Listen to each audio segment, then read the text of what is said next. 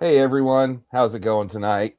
My name is Spencer, and welcome to Best Ball Draft Addicts. We are at the close of the baseball drafting season. It is upon us. We are down to the last couple of days.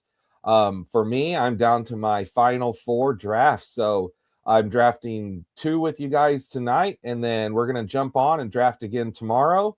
And then that's going to be that. So this baseball drafting season has been super fun though. Um, Michael, hey, how's it going, buddy? And I've loved doing this with you guys. It's been a great run.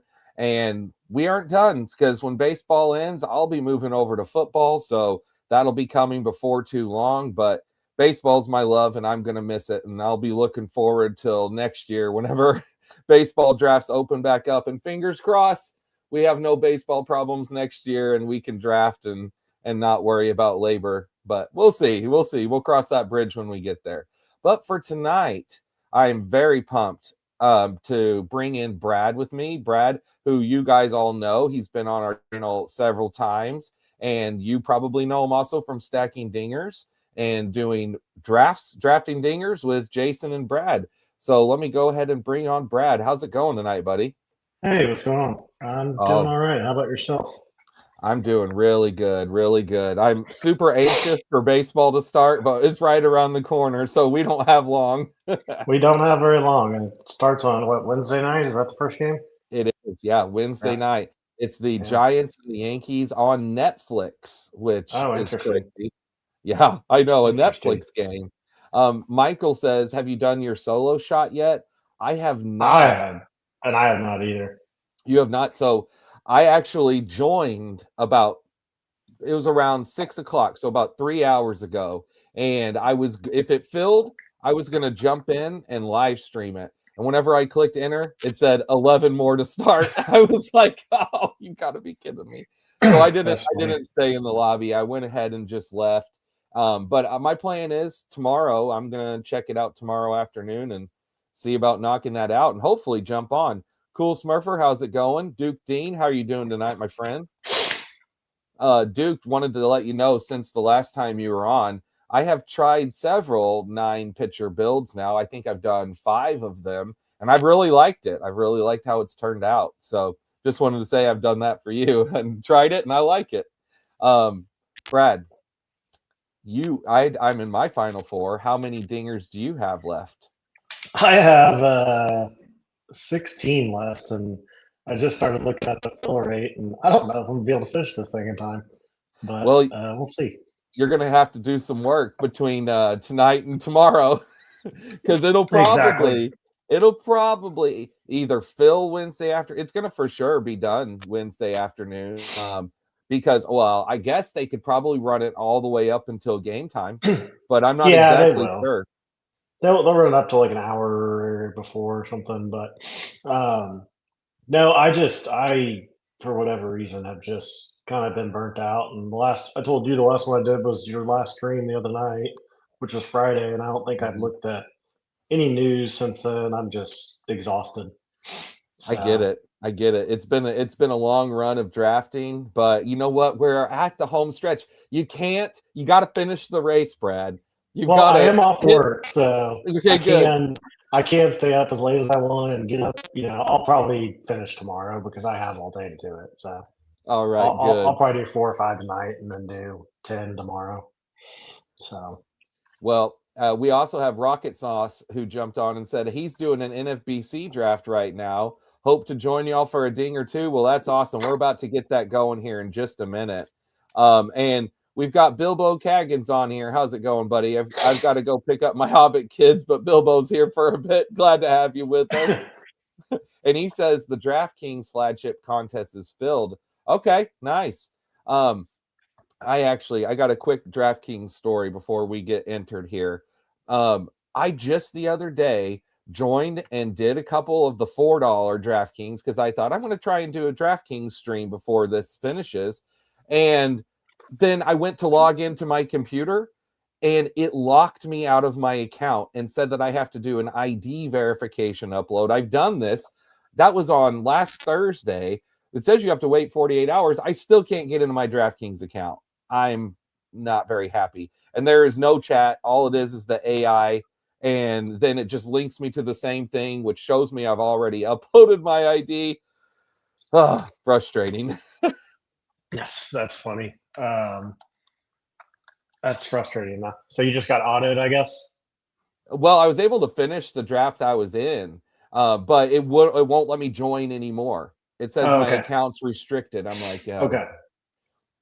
just silly. I But got you. before we wait too much longer, I say let's check out this lobby and see where we're at right now. It's 8 more So, to go.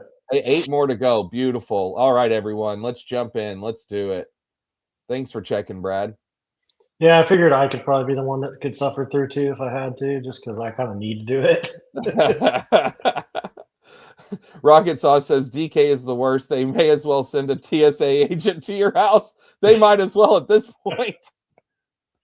I'll show them my ID in person. Look, this is me. It even has like a self, one of their options through like the AI generated tools is it says self verification. And once you've uploaded your ID and it goes through the 48-hour process, you can take your phone and it does like a selfie and scans. And I've done that and it says up everything success, but I'm still locked out of my account. Yeah, that's weird. I don't know. I'm gonna grab a Gatorade real quick. Okay, you go right ahead. We are filled. Let me get the draft room in here. All right. Let's refresh that. Looks like Brad got pick 2. Rocket Sauce got pick 1. Congrats. I got pick 4. Who else we got in here? Big Mo at 7. Cool Smurfer at 8. I see Space Raisin. What's up, Duggar? He's at 9. And then if there's anyone else in here who I don't recognize your name from the chat, let me know. And let's go ahead and bring this board up here. Brad, you got pick 2, bud. I know. I saw that. I heard You that. get a And saw judge. that. You get a judge team. Oh, sorry, I shouldn't have jinxed you. Rocket Sauce, is he going to get a judge team? We'll see. I mean, I have so much Otani. Like, whatever. If I get more Otani, it's not the worst thing. Hey, exactly. There could be a whole lot worse things than having a lot of Otani. There you go. Junior SB says, "Sup, fellas? Maybe if they locked on Thursday instead of Wednesday, this would fill." Yeah, maybe. It probably would. Honestly, I think it's gonna fill regardless, though. I hope we're at 90%. So, people kind of do work on this thing here between the next 48 hours. Well, I know that I checked at like 6 o'clock and it was at like 89.7 and it's already filled a whole. It's been over like 1,500 people in the last 3 hours. So it's not a bad fill rate, I don't think. No, not at all. Not at all. Rocket Sauce says, if he wanted Shohei, he would have taken Judge. So see, he was willing to do you some favors there, but you're good. He tried, and it tried to keep him out. Underdog tried to keep him out, but he got in and he got the first pick. So glad for you, bud. So the plan here for me, guys, just to let you know, I didn't say this. So tomorrow night we'll be jumping on and drafting again. But after my stream tomorrow night, I'm going to be drafting starting at 9 o'clock. So this time tomorrow, a NFBC Draft Champions with TDK. So for me, that starts at 9 my time. That's a 4.5-hour draft. So I won't be done until about 2:30. That's going to be a long night tomorrow. But you know what, Brad? I am officially on vacation as of right now for over a week. Good for you. So I am pumped. I'm ready to sit and watch some baseball. Man, I'm excited. At this point, this is the point of the year too where I'm also like you, where I'm burnt out of drafting and I am ready to have real stats start coming in. Oh yeah. I think I've asked you this in the past, but I don't remember what you said. Do you play in any home leagues or no? Just do this. I just do this. I play just best ball, and then I play dailies for baseball. So Okay, I know you're a big daily guy, so I wasn't sure. I couldn't remember. I didn't think you'd said that you were. Was my. Go ahead. Oh, I was just gonna say this last weekend was my big home draft weekend, and I had a draft Saturday night, and then we had 3 auction drafts yesterday. So it was a long day of drafting, but it was super fun. Yeah, no, I don't think I could. I don't know how. There's no way I could manage a league and do dailies, and I don't know. Just too much stuff for me. We'll see, and I don't do dailies. So that's the thing is that you're big into the daily. So for you, that's enough right there to keep you busy during the season. Oh yeah, it definitely does. So let's see. You're up right here. All right. So I am to the time where I don't care about shares or anything. I'm just trying to build my favorite teams that I can. And it's real hard for me to just go ahead and pass on Gunner here. I mean, he's just such a great pick. But I'm going to because I want to go ahead and add another Wyatt Langford. Oh, I hate And you. sorry, That's what I because was what gonna draft, but Langford is just whatever. such a stud. He's just so good. I was I gotta telling do you, something different. you do something a little different. I was telling you right before we started. I did a draft a couple hours ago. It was my first one of the day, and I hadn't done one yesterday.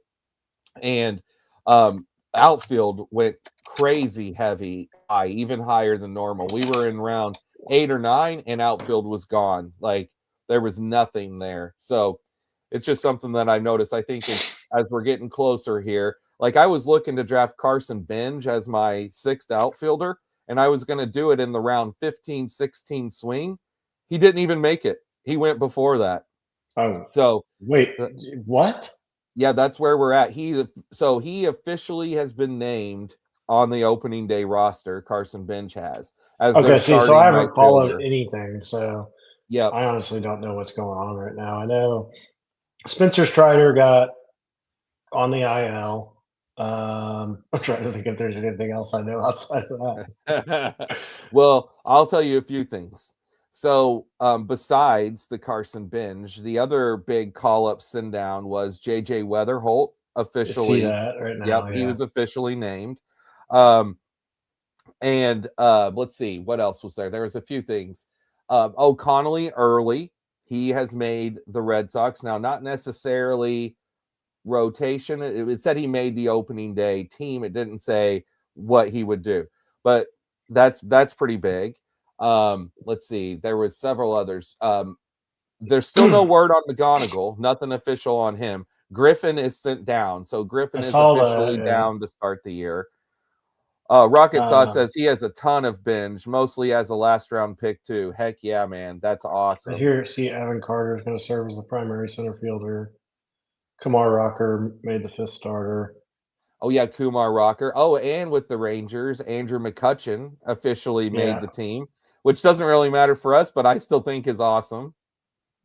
Argetti also got sent to the minors. Oh, yep, Arrighetti down. I saw Lance McCullers got that final 5th spot there. And Bilbo says, I'm jealous of your vacation, Spencer. I've been cutting firewood and slaying dragons for months. Smoking though, Gandalf is a bad influence. And then also says, maybe someone needs to take Christian Javier in this one. He's in the rotation. I have I not been saw looking to that. Yeah, draft Javier. Cool Smurfer says Langford is his highest owned. that's And not a bad idea. this is big. So the Dodgers said that they're going to be doing a piggyback situation with Robleski, Otani, and there's a little note thing also about Emmett Sheehan with that. So Yeah, that, I saw Sheehan's velocities down and stuff too. yep, that's one of those things that it's like, ooh, I don't know about that. That's not great. And I've talked a lot about Sheehan on these streams. Junior says he's drafted so much Langford, but has Roman Anthony FOMO right now. Yeah, I understand that. I understand that. That's Roman Anthony and Wyatt Langford. I've had them back to back in my outfield rankings this entire time since I made them. Those two guys have stood out. And Roman has now consistently started going before him. And for the longest time, you could get Roman in the third. Now he's, ever since the WBC, he's a locked and loaded top of the second round pick. What's the Okay. word with Suzuki? Seiya is out for at least the first couple of weeks, but it might only be a 2-week stay. So I think that Seiya is someone who could work out as a good pick here. But I'm not going to do it because I'm going to grab Brandon Nimmo, who I just saw hit a home run in the game that I was watching just before this. I was watching the Texas game, and it was a line driver right down the line. It's karaoke night tonight at the Prancing Pony. Samwise is in town. He drinks too much and makes a fool of himself, brings a great deal of shame to the Shire. Let me ask you this, Brad, because you kind of blew my mind with the Chuck Norris thing the other day of not knowing the difference between Chuck Norris and who was it that you said? I thought that was Steve Irwin. Steve Irwin. Yeah. Oh yeah. Oh man. I wasn't really with it. Oh, it did very much make me laugh though. Have you seen Lord of the Rings? Have you ever watched the Lord of the Rings movies? Yeah. Yeah. Are you a fan? Yeah. Yeah, they're really good. I like them. I've never read the books. I'll tell you, never been a really big reader. And when I watched The Fellowship, I immediately went and got the Two Towers book because obviously the movie wasn't out, didn't come out for another year or more. But I got about a chapter or two into the book and decided I don't want spoilers. I'm going to wait for the movie, and I never read any more of the books. No, I mean, isn't there's something out on like HBO now or coming out on HBO with it? Is that right? So there is a show on Amazon, and it's called The Rings of Power. So on HBO, I think where your mind is, putting it together is over there is Game of Thrones, and there's a couple Game of Thrones spin-off shows. There's one called House of Dragon, and then there's a new one that just came out that I haven't seen yet. I can't remember what it's called. That's probably where you're getting that mixed up. I gotcha. No, yeah, there's actually a like a bar / restaurant that's like within a mile of my place. That's like a Lord of the Rings themed thing. I don't know. That's cool. It's called Hobbit Cafe or something. That's cool. Yeah, I'd like to go there.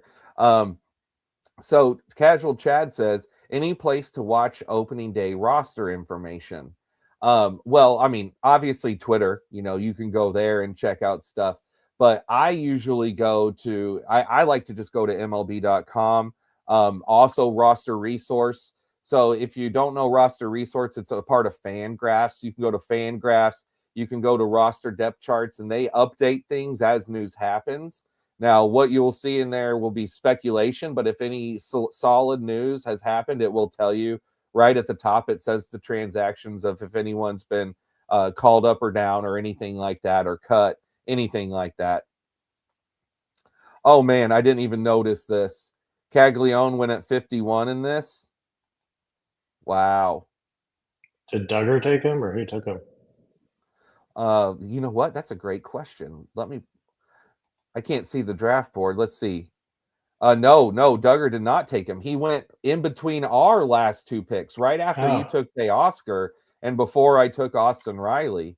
I quit drafting that Caglione when he got above 90, I think. Every time I look for him, I can't even find him because he's been picked. Because he's gone. Yeah. Oh, yeah. I know. Absolutely. Yeah, Duggar called out Cags at 51.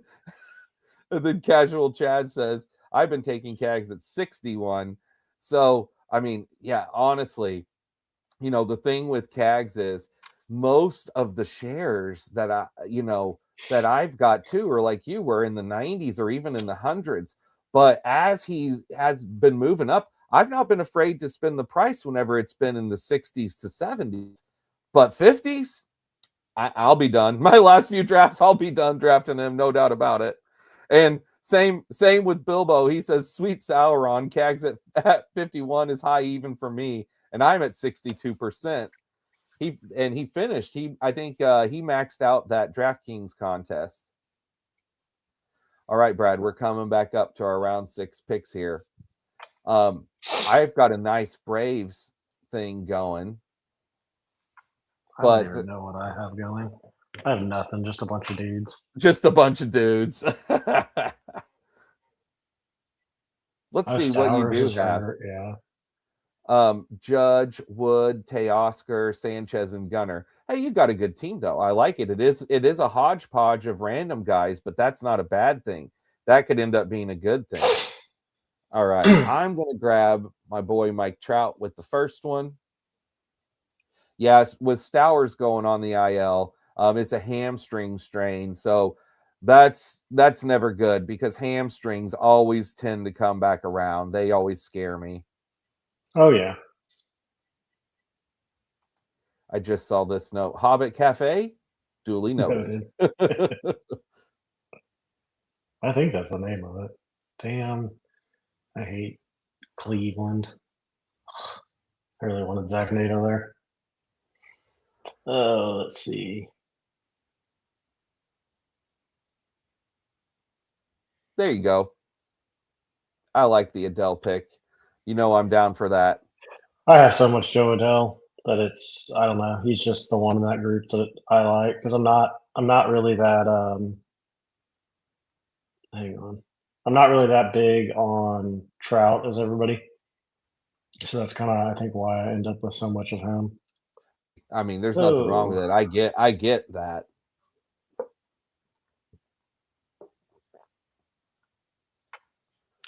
All right. Well, so my pitching options just got decimated by you guys. All three of those that I passed on to take Trout. Sale has been well my now guy. you can take Seager because I thought about taking Seager from you. I could. I may. You know what? That's a good idea. I'm going to follow that idea and I will do it. Let's take Seager. I appreciate that because I don't look to draft Seager very often, and I wasn't thinking about also doing a Texas thing. I actually unintentionally paired Wyatt Langford and Nimmo. I wasn't even thinking about that. I was just Oh, see, thinking I thought about you were the doing it Atlanta because of stack. that. So no, but now I got a dual Texas Atlanta thing going, and I like that. And I wasn't even meaning to, so I appreciate it. Let's see here. Just waiting for Dominguez to get traded to Atlanta. Oh man, well, get traded somewhere where he can play. Just got back from Vegas today. It was hotter than the inside of Mount Doom out there, Rocket Sauce says. And I will tell you this. So you did the NFBC drafting out there in Vegas, Rocket Sauce. How did that go? What did you do? What sort of league did you join? Were you in an auction? Were you in the main event? Yeah, I'm interested to know. I meant to ask you that the other day. I don't think that I did. And he says Atlanta needs some pitching first. I'm in terrible traffic. My kids probably think I'm abandoning them, good, but it gives me more time than ever to watch this live. I appreciate it. I should probably consider buying a car. The old pack mule is way too slow. Okay, main event. We had pick 2, took Judge. Oh, beautiful. Beautiful. Love it. So I have always wanted to do a main event. I never have. I'm going to one of these days. So the main event, I will tell you what that is, Brad. So over on NFBC, the main event is what you expect it to be based off its name. It's their main flagship contest. It's the biggest fantasy baseball contest, probably the most expensive one out there to join. It's somewhere around $2,000 for the entry fee. You can win a lot of money by winning your league or in the overall contest, but there's not a lot of people in the overall contest. So, you don't have to wade through 80 or 90,000 people like you do on a contest like we're doing over here. Obviously, though, this costs $15 compared to 2,000, so that's a big difference. Yeah, it is way different than any best ball style contest. Yes, it is. But I absolutely want to get in and do one. One of the big things with main events is you have to not only set your lineup every week, but you have fab that runs weekly. Correct, Rocket Sauce? I'm almost positive that it's weekly fab. So you always have to stay on top of who's doing well, pickups to make, and that always scares me. I am so scared about spending so much money to do one of those leagues, and then during the season I lose track of things, or I drop the wrong player. Yeah, he says it is weekly fab. I drop the wrong guy. I don't bid the right amount, and I miss on getting the bid on someone by $5. That type of stuff drive me crazy. It does anyway, but that's what's held me back from doing a main event. But one of these days, because I'd like to get in the qualifying tournament over there. Now, does it have to be done in person or no? No, there are main events online. It's Okay. just the big thing that people like to do is actually get together for them in Vegas every year. They used to do. I'm up right now. I'm trying to decide who to pick here. Let's see. I think I'm just gonna go with my guy Nolan McLean and just start off my pitching that way, because I've pushed pitching to this point, and I'm definitely not taking Strider. I've not been taking him this whole time. Not going to start now. And you just grabbed Abrams. Yeah, I don't really have a lot of them, so I And have you got Wood. James Wood, so I was Yep, like, I might as well grab some Abrams. Let's see if I have any. What round are we in? Round 9. absolutely. Round If 9. I have any Abrams with what's his face? That just triggered something for me to tell you too. Dylan Cruz sent down. I don't know. That was this Oh, I did weekend. know that. Yeah. Yep, Dylan Cruz sent down. So Dalen Lyle should be locked and loaded more than ever, which I'm glad about. I am glad about personally for that. And Michael Bush. No, Bregman, not Michael Bush. I saw the picture, thought it was Bush. Yeah, he just dropped, so I went with him. Yeah, oh, absolutely. Absolutely. Oh, Chase DeLauder just hit a bomb. So DeLauder's one that I could look back on and wish that I had more, but I know exactly why I haven't been drafting a lot of him, and that's You're probably because done of with the risk. outfield. The Done risk. without outfield a lot. You're right. I am usually done with outfield by the time he's up, but also he's just been hurt his whole career everywhere he's gone. I was never drafting Strider really either. Never really got that one this year. Hey, well, don't say that to Duggar. Duggar, you heard nothing.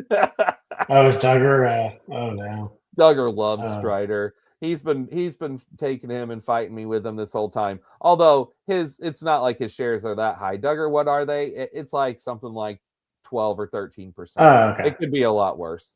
I think I have like 2%, and I only drafted him when he fell to like 130 or something. Yeah. It was like he would fall sometimes, and occasionally I'd take him. My biggest Jason that loved him so much. Oh, what? Oh, was it? Did Jason love him? I didn't know. Well, that. He not like 25% loved him, but That's he would good. always be like, take Strider, and I never did. So he kind of talked me into it towards the end, and I think I have 2% or something. Meanwhile, I've been trying to talk Duggar out of it all of the drafting season. Duggar and Jason should just talk, and they would have been like 100%. Oh, they could have. Oh man. So, and speaking of Strider, yeah. So Bilbo says your gift haunts me now, Spencer. All of my Strider shares have gone straight into the dark realm. I sent him. He posted about Strider on Twitter, and I sent him the gift of Aragorn, but whenever he was called Strider in the Fellowship of the Ring, it's an awesome gift too. I love that gif of him sitting there smoking a pipe. Oh, my Painter shares are looking good. Oh yeah, and I have been. Did he make the team? He did, and I have been building my Painter shares up here. I'm up to, I think it's 6 or 7%. So, yeah, I'm very happy about that. The guy who writes for RotoWire believes Scott Ginstad is in our league too. Oh, nice. That's awesome. I didn't. Duke says there's a bunch of dudes living in their mom's basements playing an FBC. Where is that? Where's that? Right there. It's where everyone there is 45, living in mom's basement, and hitting refresh on MLB transaction sites. Huge rankings for it. Yes, absolutely. You were right. And that's why I'm one of those. It's not my mom's basement, but it might as well be. It's my card room, but still. Oh man, yeah, seriously, it is. That's pretty much everyone who's a fantasy baseball nut. They play over on NFBC starting you like drafts there start in October. And then I start drafting over there in November. So, but yeah, anyway. And then what we got here. My best scrumming pitchers are David Peterson, Painter, Chad Patrick, Jacob Lopez. I had 40% before news broke. Ooh, nice. I do know, by the way, Rocket Sauce. I've listened. I know who Scott Ginstad is. Um, and with you guys drafting in person, that's the cool thing too. That's one of the other things that I'd like to do whenever is go out to Vegas, be a part of that weekend, just to meet a lot of the guys and see them in person. Yeah. Even So some of the how are they doing the draft in person if it's a random group that gets put together? So you join you how it is you join the league. I even though I've never been, I know this from all the years of following along. When you join the leagues, and once you get there and arrive, they give you a list. It's like you go to like a sign up thing where then they randomly then assign you and you go into a Okay. room and then you've got a little nameplate and everything for your seat and you sit down and Okay. so and again they do different types of leagues there, but the main of it's really main events are what people mostly go there for. But there are other like high dollar auction leagues, stuff like that. I gotcha. Um, yeah, we talked about Binge earlier, buddy. Yeah, Binge, he's going to be someone that I will look back on and wish that I had more of. I know that for sure. I don't have a bunch of them, but I have probably 5 or 6 shares. I don't have enough. I know that I do not have enough. I'm going to grab Schlittler for my first one here. So let me go look and see exactly what I do of the dinger. It's not going to be much. Yeah, 1%. That's yeah. I knew I'd only draft him a couple of times. That's probably 2 times.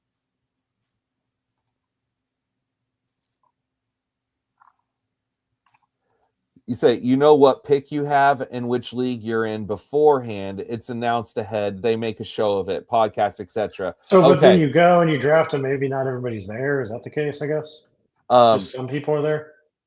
I think that almost everyone's there. Pretty much it's the people that you sign up for in-person drafts. Oh, you So do. so there Okay. are online drafts and then in-person drafts. Okay. I do think it's possible that you can sign up for an in-person draft and then if something happens where you could draft virtually. So I think that's the case. Rocket Sauce, you can let me know if I'm wrong there, but oh, there went Chase DeLauder moving right on up. I literally had DeLauder start thinking I'd get him next round, but oh my god. Yep. See, this is kind of what I'm talking about. Where, yeah, we're in this time. We are in this time. Guess Okay, I'm just drafting some crappy outfielders at the end. I'm going to be doing the same thing with you. um, um, Duke talking about Griffin and Chad talking about Griffin a little bit there. I mean, I don't know. He didn't. He really. It's not like he showed out at spring training or anything. Really, he's still pretty young. I know he's great and stuff, but I honestly don't think he's going to get called up very quickly. So you said you think you do or you don't? I don't. I don't You think he'll don't. get called up very quickly. Um, well, what do you mean by not very quickly? Like, what would be I mean, your I thought? wouldn't be surprised if he ends up coming up in September. I That would late be call up. that I would be shocked if that was the case. That's If it what was they did with September. they did it With with Bubba Bubba last last year. year. Yeah. No, I know. I mean, hey, here's the thing. Who knows? Ultimately, I've been saying it this whole time. I think it's a whole different narrative this year than last year, and especially around Connor. I don't know about 8 games, like Duke Dean said, but I'm in the thought process of within by next month. So at worst case, to my mind, is May. Whenever I think See, that they'll have him up. So it's interesting. I mean, yeah, maybe. we'll see. We'll see. I think All Star break would be a good thing, but that's just me.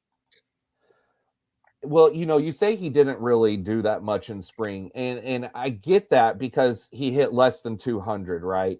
but Yeah. he did have 4 home runs. And one of the biggest things about it is he looked like he belonged. At least this is to me, right? This is my perception of it. He did the job great out there on defense. He had all of the aura and the confidence, and he really didn't look overmatched. I mean, it's such a small sample size to worry about batting average, and the slugging and the power numbers to me matter so much more.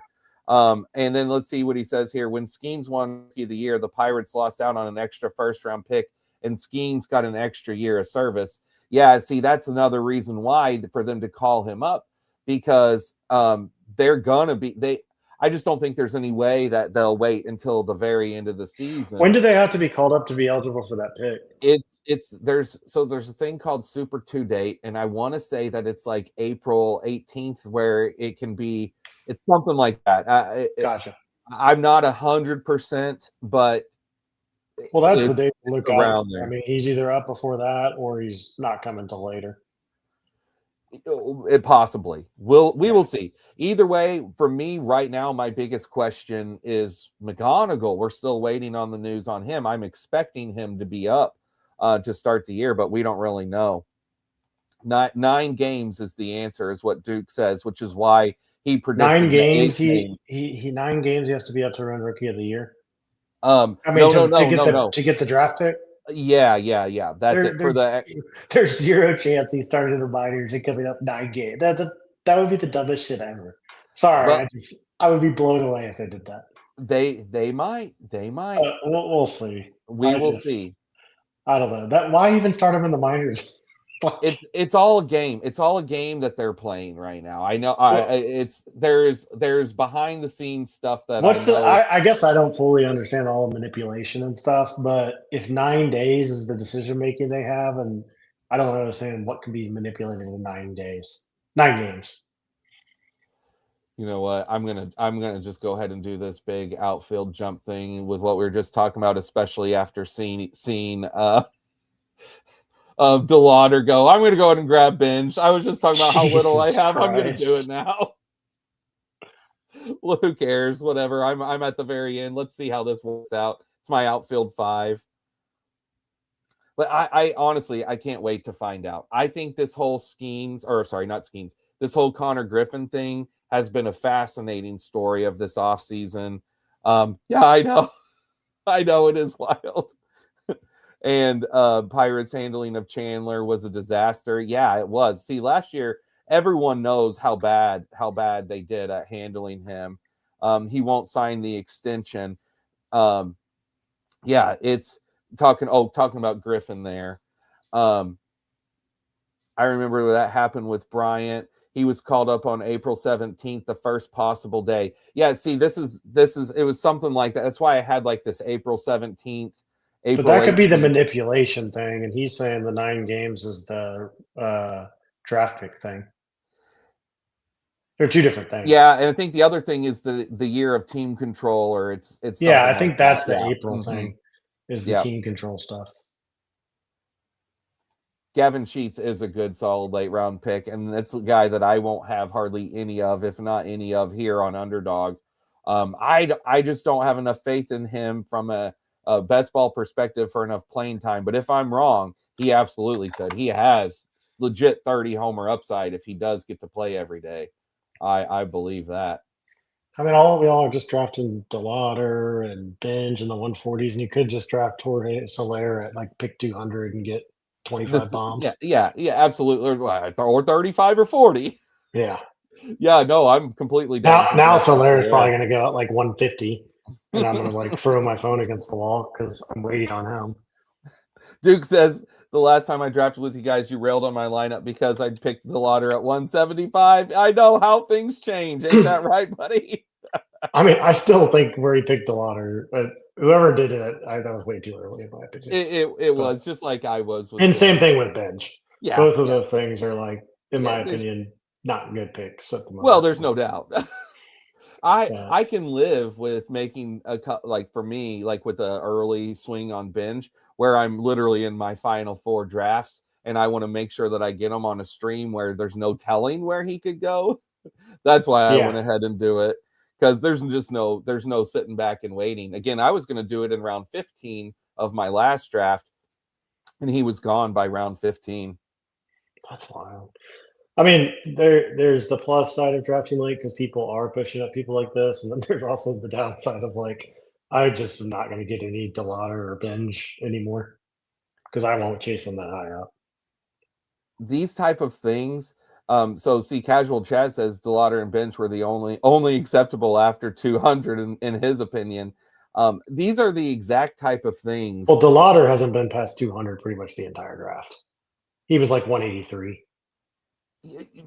Yeah, close to 200, right. Yeah. But these are the type of things though that I do find fascinating, and it's why I have been kind of since the beginning, since they opened the solo shot, I've been debating doing it early, and I haven't, and still here we are now. And that's because last year I did this. I waited till right before the season for my solo shot, and I drafted bad. What I mean by that is I went for these, like this Carson Bench move up thing. I did that last year, only his name was Christian Campbell. And so like I've been there, I've done it, and I've made the mistakes. And this, if I make the mistake, it's not that big of a deal, as opposed to a solo shot. Whenever I do Yeah. my solo shot tomorrow, I cannot Have but self control. I will have self control. I will do everything that I can to try and make the most consistent picks that I've been making this whole time, instead of allowing myself to be swayed by what's happening now. The other thing, though, is that ADP changes. If I would have done it back a month ago when they opened it, I could have got Caglione and Varsho at pick 90 and pick 100. Yeah. And I can't do that now. So next year I think I am going to just take the gamble and draft it early, because I talked about it this year. I didn't do it. I've kept pushing it off. So yeah, I don't know. We'll see. We will see. Casual Chad says, yeah, he took pick 51 in his solo. And yeah, I gotta go. Prancing Pony Karaoke. Love the show, gents. I'll watch the rest tonight when everyone's asleep. Absolutely, bud. I appreciate it. And look, he's got that song stuck in his head too. Oh, yeah. Oh man, the Jason and Brad drafted Dinger song. I sang it the other night. I'm not going to sing it again. Okay, coming back around to me. Another thing for Binge and Weatherholt and all that. I mean, there is the side of like taking them early too. Meaning you could have been drafting Binge a while. The signs were there that Binge was going to make the team. Absolutely. Oh, 100%. And same thing like with McGonigal and Weatherholt. We don't know on McGonigal yet. And the signs were there actually that Griffin wasn't going to make the team, which is kind of funny. You're absolutely right. So it's all interesting, but we all react to news, and right now is where people overreact the most, as we've evidently seen today. And we will see again, most likely, after we start the next one. Oh, yeah. I mean, I'm just here drafting a boring old team. I have 6 pitchers already. I'm like, well, I'll just draft what falls to me. That's right. Just see what falls. And Casual Chad says he's not leaving. He's here for it. I love it. I could never convince myself to take Weatherholt because I never could stack him. Oh man, well apparently you didn't know that Jordan Walker hit a home run yesterday or today. I can't remember which day it was. He did. It was yesterday. I have stacked JJ because here's what I have been doing earlier. Whenever I do late, because I push infield late, I'll stack them with 3 infielders: Herrera, Burleson, and Weatherholt. Yeah. Well, Wynn is actually pretty good for this format. Wynn. I haven't done it, but you're right. Wynn would have been a good pick, but I haven't been making that one. Yeah, those are the good guys. And then if you want to get sick and not be able to sleep at night, add on Jordan Walker. And that's one that I have really I backed off. Stayed away I don't from have very much. I know you have. Yeah, I know. I've seen you. You were. It was really kind of just a little bit thing with you. Oh, it was. I have a decent amount in the bullpen. I mean, he's my highest on outfield, like 20% in the bullpen, but I don't even think I have 3% in the Dinger. Like I never touch them. Yeah, just because Also, like he'll go like one. I don't know, and he sucked. No real. Seems like there's no real improvements to me. Well, there hasn't been. That's the issue. If there was any sign of That's the improvements, he'd issue. be going like at Jags. Everybody is like so tired of Jordan Walker hurting them now. And then Rocket Sauce says, sorry, it's hard when doing an NFBC draft simultaneously. It's 46 rounds. Absolutely. And some of them are 50. Speaking of doing simultaneously, listen to this, Brad. You'll appreciate this. Yesterday, while we were doing our second of 3 home leagues, we were getting ready to start our second draft. And it's an auction. So we're drafting an auction in person. Duggar clicks a solo shot to see what it was at, and it clicked it and it said draft starts now. So Duggar drafted his solo shot and did an auction at the same time yesterday. He made me pause the draft before his final pick to come and look at his team and say, should I do an 866 or a 776? Oh, the answer was 866. His pitching had been pushed, but it was funny how that worked out. That is funny. What does Chad mean? Ivan Herrera was always sick when I looked at him. I don't know what that means. Um, I think that he means. Well, then he said sad, lol. I don't know what he's saying. I think when he means sick, I think maybe he means that he had like a day to day, or I think there was a if I remember right, I think there was a little blurb about his information when drafting. Yeah. I think there was a little blurb about him like having an illness or something.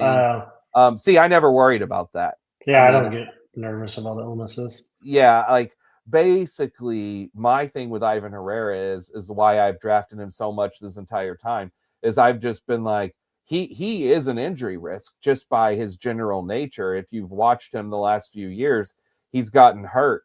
But in the time that he has played, and just by being on the field, he's been an absolute beast. Well, his StatCast stuff is pretty awesome too. If you take a look at it, it's been great. And I'm going to take someone that you said you would never draft. Who'd you take? Matthew Boyd. Sucks. You said anyone who drafts Matthew Boyd is crazy. I think they deserve to lose. Well, guess what, bud? This team probably won't win, but yeah, Matthew you can Boyd, have him. Matthew Boyd could. Did Crawford make the team? I'm sure he did, but Justin, yeah. Okay, yeah, he did.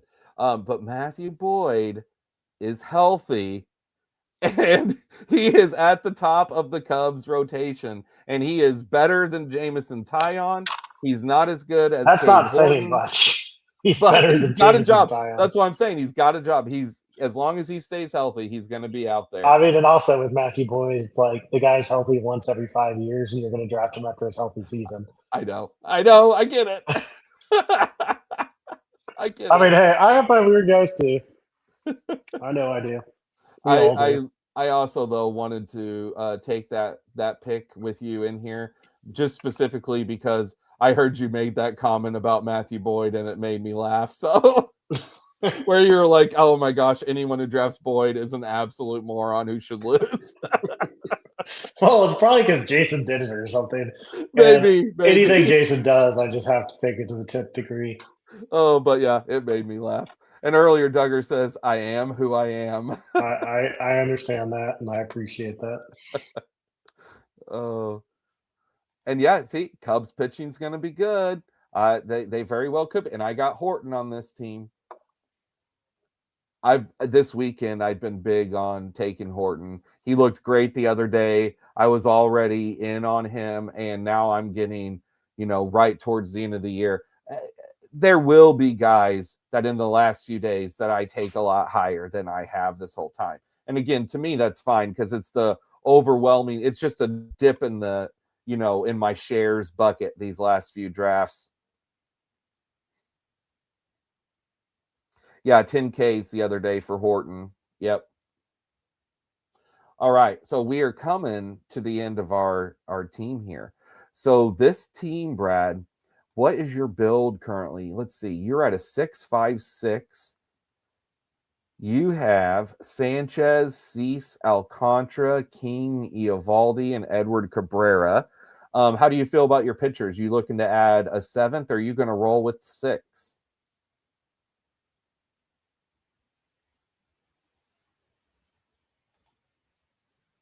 I think you might be muted if you're talking.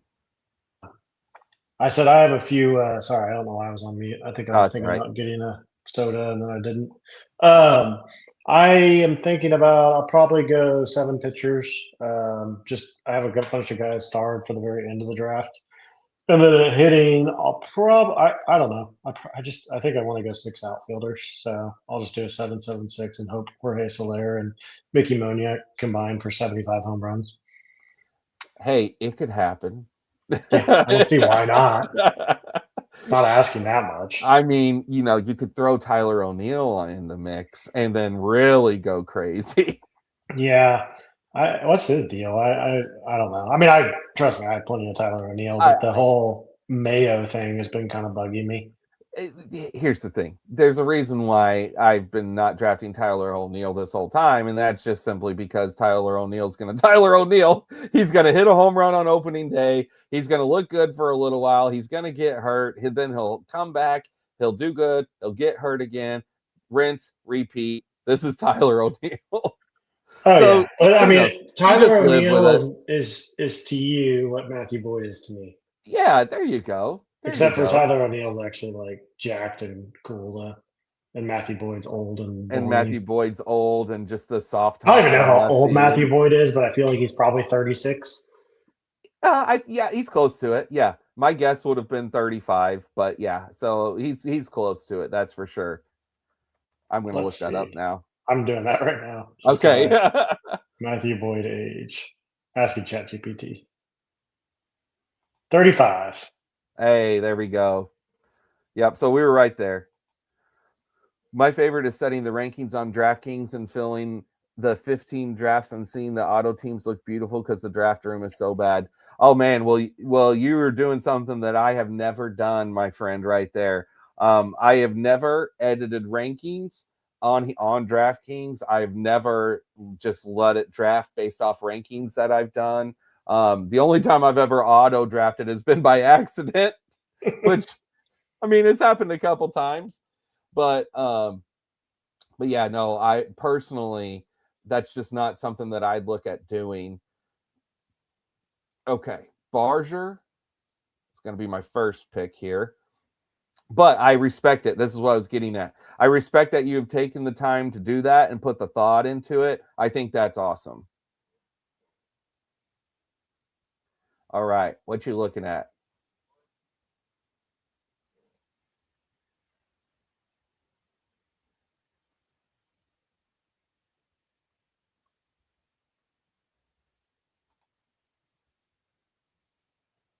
Do you think there are any early six starting pitcher lineups with Schwellenbach, Strider, Lopez? Yep, I sure do.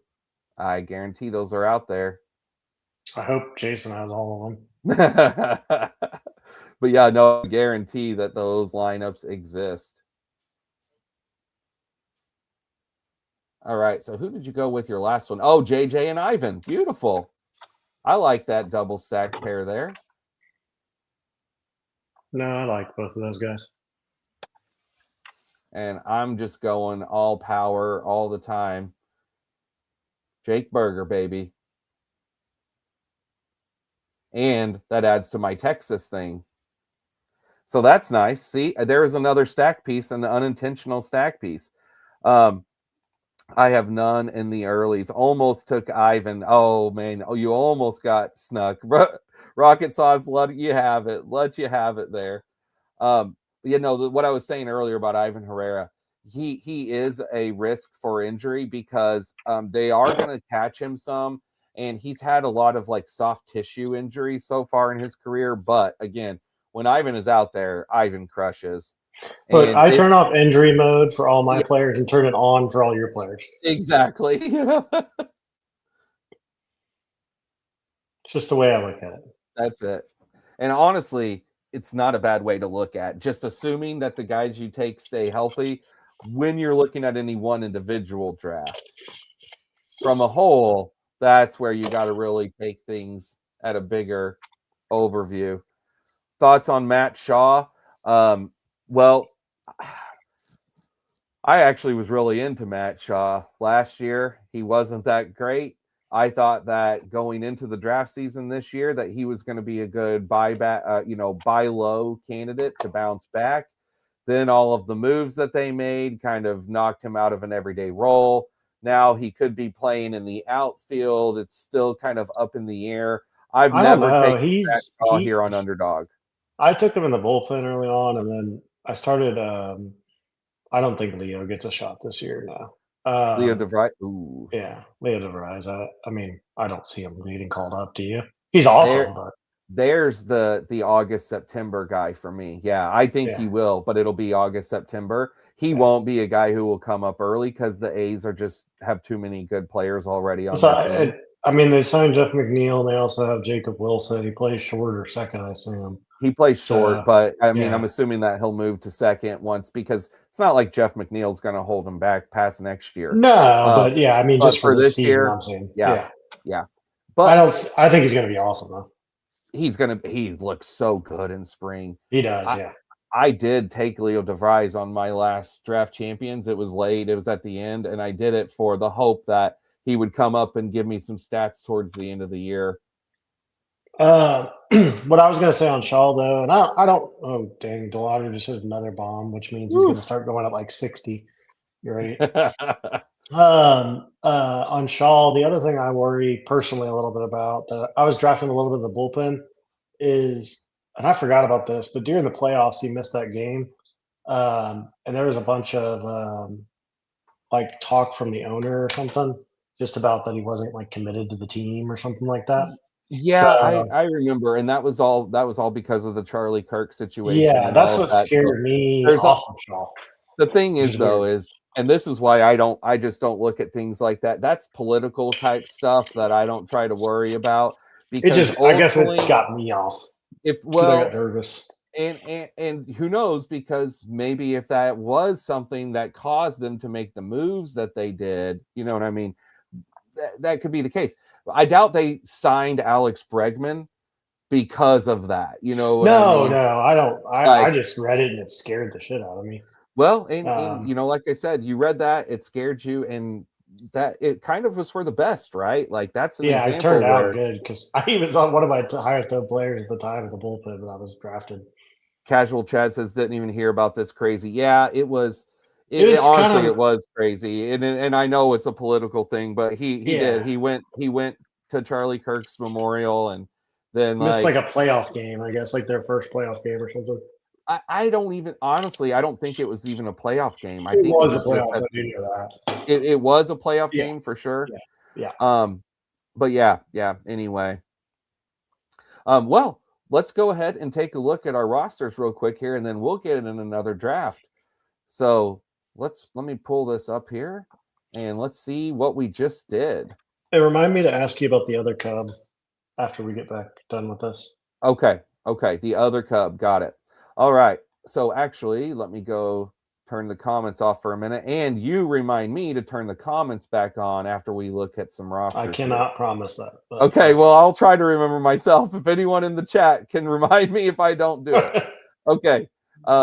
Rocket Sauce. Freddie Peralta, he went with a 8.66 from pick 1. I'm going to wait before I look at the pitching. He went with Terang, Story, Drake Baldwin, Max Muncy, Manzardo, and Durbin. So you're going to have really good outfield before I even look at it. And I know that. And for waiting on infield, I personally like the infielders you took quite a bit. Do I know if these are going to be good enough to get you the points you need? I'm not sure about that, but I like these names for a push pitching or a push infield build. The outfield, oh yeah, I knew the outfield was going to be good before I even got there, and this outfield is stacked. So this immediately tells me that the infield probably only needs to cover the 3 infield spots, and that your utility spot is most likely going to be fed from your outfield. And outfield of Shohei, Pete Crow, Jaron Duran, Springer, Buxton, and Marcy. Absolutely love that outfield. every single one of those picks. The pitching, you waited until 72, 73, and back to back the Freddie P and Chris Sale. I love that. I definitely should have taken Sale right before you there if I could have redo it. Then you got Pepio, Bubba Chandler, Lodolo, Sheehan, Braxton Ashcraft, and Burrows. I like the Ashcraft and Burrows picks. The Sheehan thing, we'll see. I'm nervous about the news, but I still like betting on the arm, and you got it at 168. Not a super late ADP fall. I'd have probably made him fall a little bit for me to grab him, but I really like this build of 866. And then let's see here. Who else was in here? Cool Smurfer. So Cool Smurfer did a 767. Reagan's, Mackenzie Gore, Chase Burns, Trevor Rogers, Gallon, Grant Holmes, David Peterson. It's a little risky for me. That's a little risky for me, but I know you knew what you were getting into with that. Reagan's is a stud, and I love Mackenzie Gore, but once you get past there, hey, if everything falls together right, it could be good. But overall, as a staff, it could be lacking. Now, your hitting, I'm sure, will be great. Cattell Marte, Machado, Adames, Bush, Christian Walker, and a rare Jake Cronenworth. You don't see his name out there too often for a San Diego stack piece there. Julio, Rafael Devers, Jackson Merrill, Elliot Ramos, Jordan Beck, and Cam Smith. Cam Smith Yeah, is flying up also, he 185. My he goodness. is flying up the board. And I think that's I've talked about that too as being one that I could regret. Overall, though, I think it's a very solid build. We'll see how that pitching can do for you. If it comes together right, you see, I'm just not super huge on Zach Gallen. Grant Holmes and Peterson, I like, but both of them, hey, we'll see. We'll see. Chase Burns, I'm nervous. Overall, though, Curl Smurfer, like the build. Let's see who else we got. Duggar went with an 866 this time. He went with Yamamoto, which I know is a rare pick for him. Yuri Perez, Garrett Cole. That's not a rare pick. He's not afraid to draft Garrett Cole. Jack Leiter, Kodai Senga, Cade Cavalli, Max Meyer, Andrew Painter. I'm a pretty big fan of this push pitching with these last five, all of which have their own question marks, but have a lot of upside to them. Especially like Cade Cavalli and Andrew Painter. I'm real big on those two in particular right now. Cavalli going to be the opening day starter for the Nationals, which I know isn't saying a lot, but he's looked good. Junior Caminero, Vinny P, Eugenio. Oh man, you got a Cincy thing. Eugenio, McLean, Sal Stewart, Wilson Contreras, I'm only Tatis. laughing because of how high McLean and Stewart are. Sorry, these ADPs are throwing me out. Oh, and well, look, Duggar said, "I don't care. I'm doing it. I'm getting I mean, both of no, them." it's I never get those guys because I look for them and they're gone. Because Duggar's already taken them. Yeah. Tatis, Roman Anthony, Ian Happ, Willier, Sedane, and Mullins. Duggar, you built yourself a nice team here. He did it Don't forget to check sneakily. out M Buzzy at the very end. All right, He M Buzzy. mentioned it. All right, beautiful. M Buzzy, where I'll look at and see what his handle is here in a minute. Matty B. Matty B. Okay, got it. 686. Ooh, a rare six. Now you like doing the 686 builds. I know you've done a few of those. Oh, I just got a notification. Cubs finalizing long-term contract with Pete Crow Armstrong. Nice. And for this 686 build, starting it off with Scooble and Skeens at the 1213. We've seen that a few times in our streams, and I love it every time. I think it's a super unique, interesting way to build.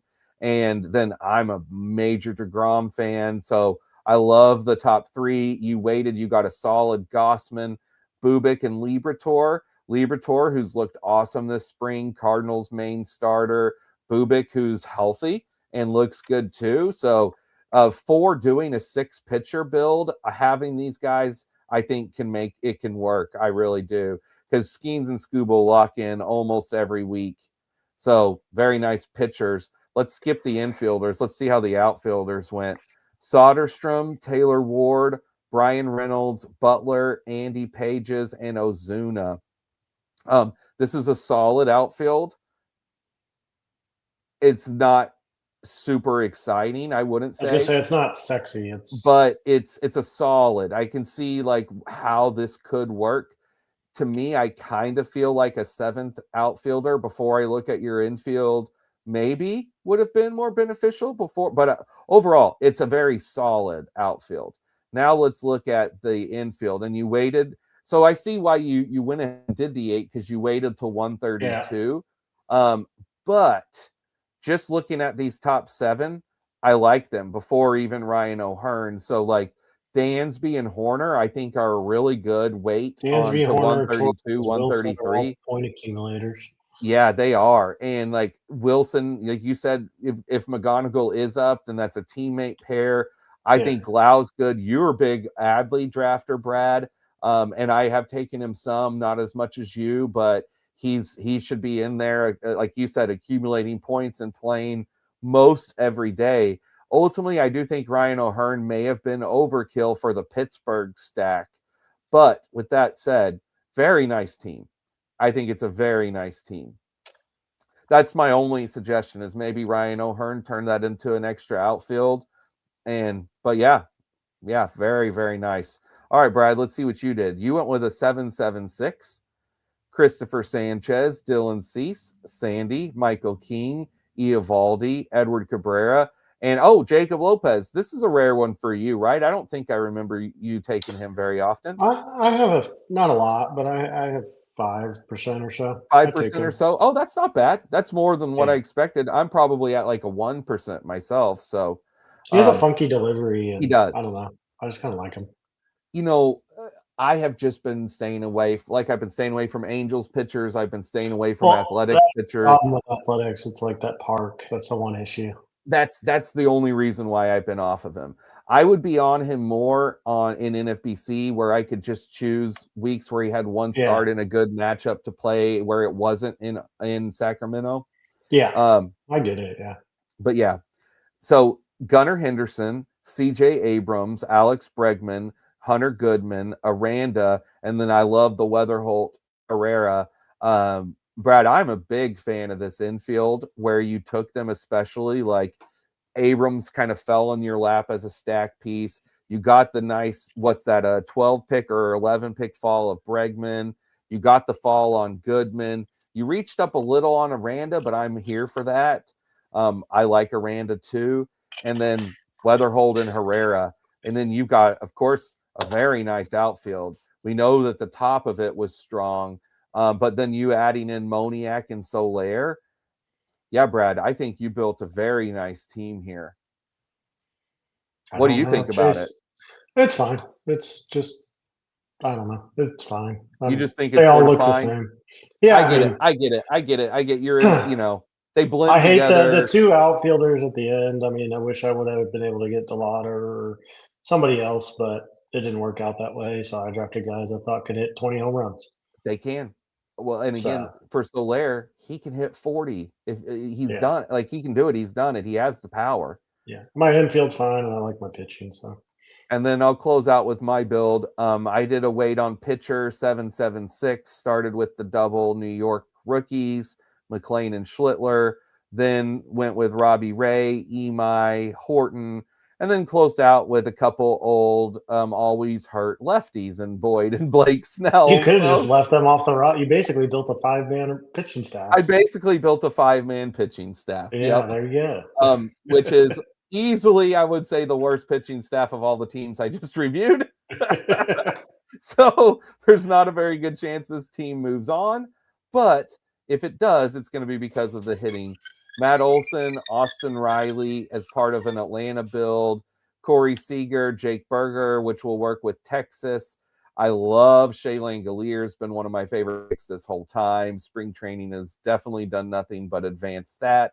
Same with Barger. And then I took a Bohm share because he was a boring guy that I thought fit this infield at the end because I have a lot of pop guys. So I thought Bohm could kind of be that solidifying piece.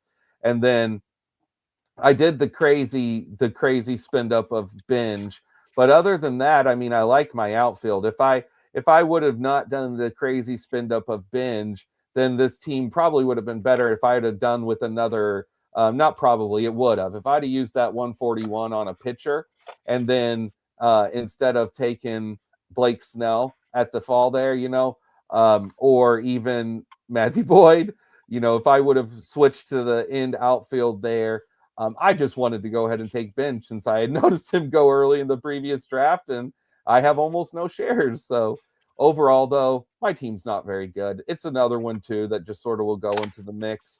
And again, if it does work, it's going to be because these Texas and Atlanta guys push it forward.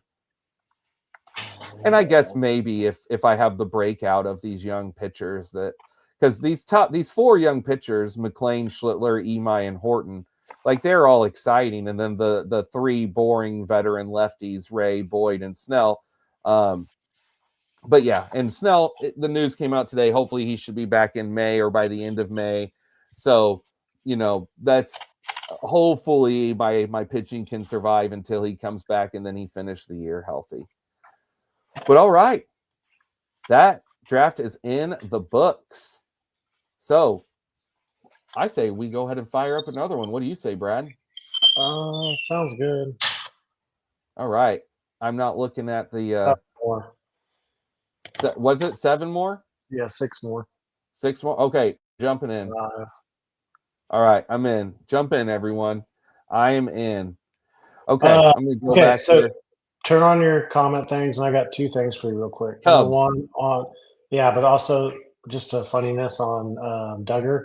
Do you know? Like, I just realized this. He could have just went to the total entrance and divided it by 12 and seen how full it was, because you can only enter once.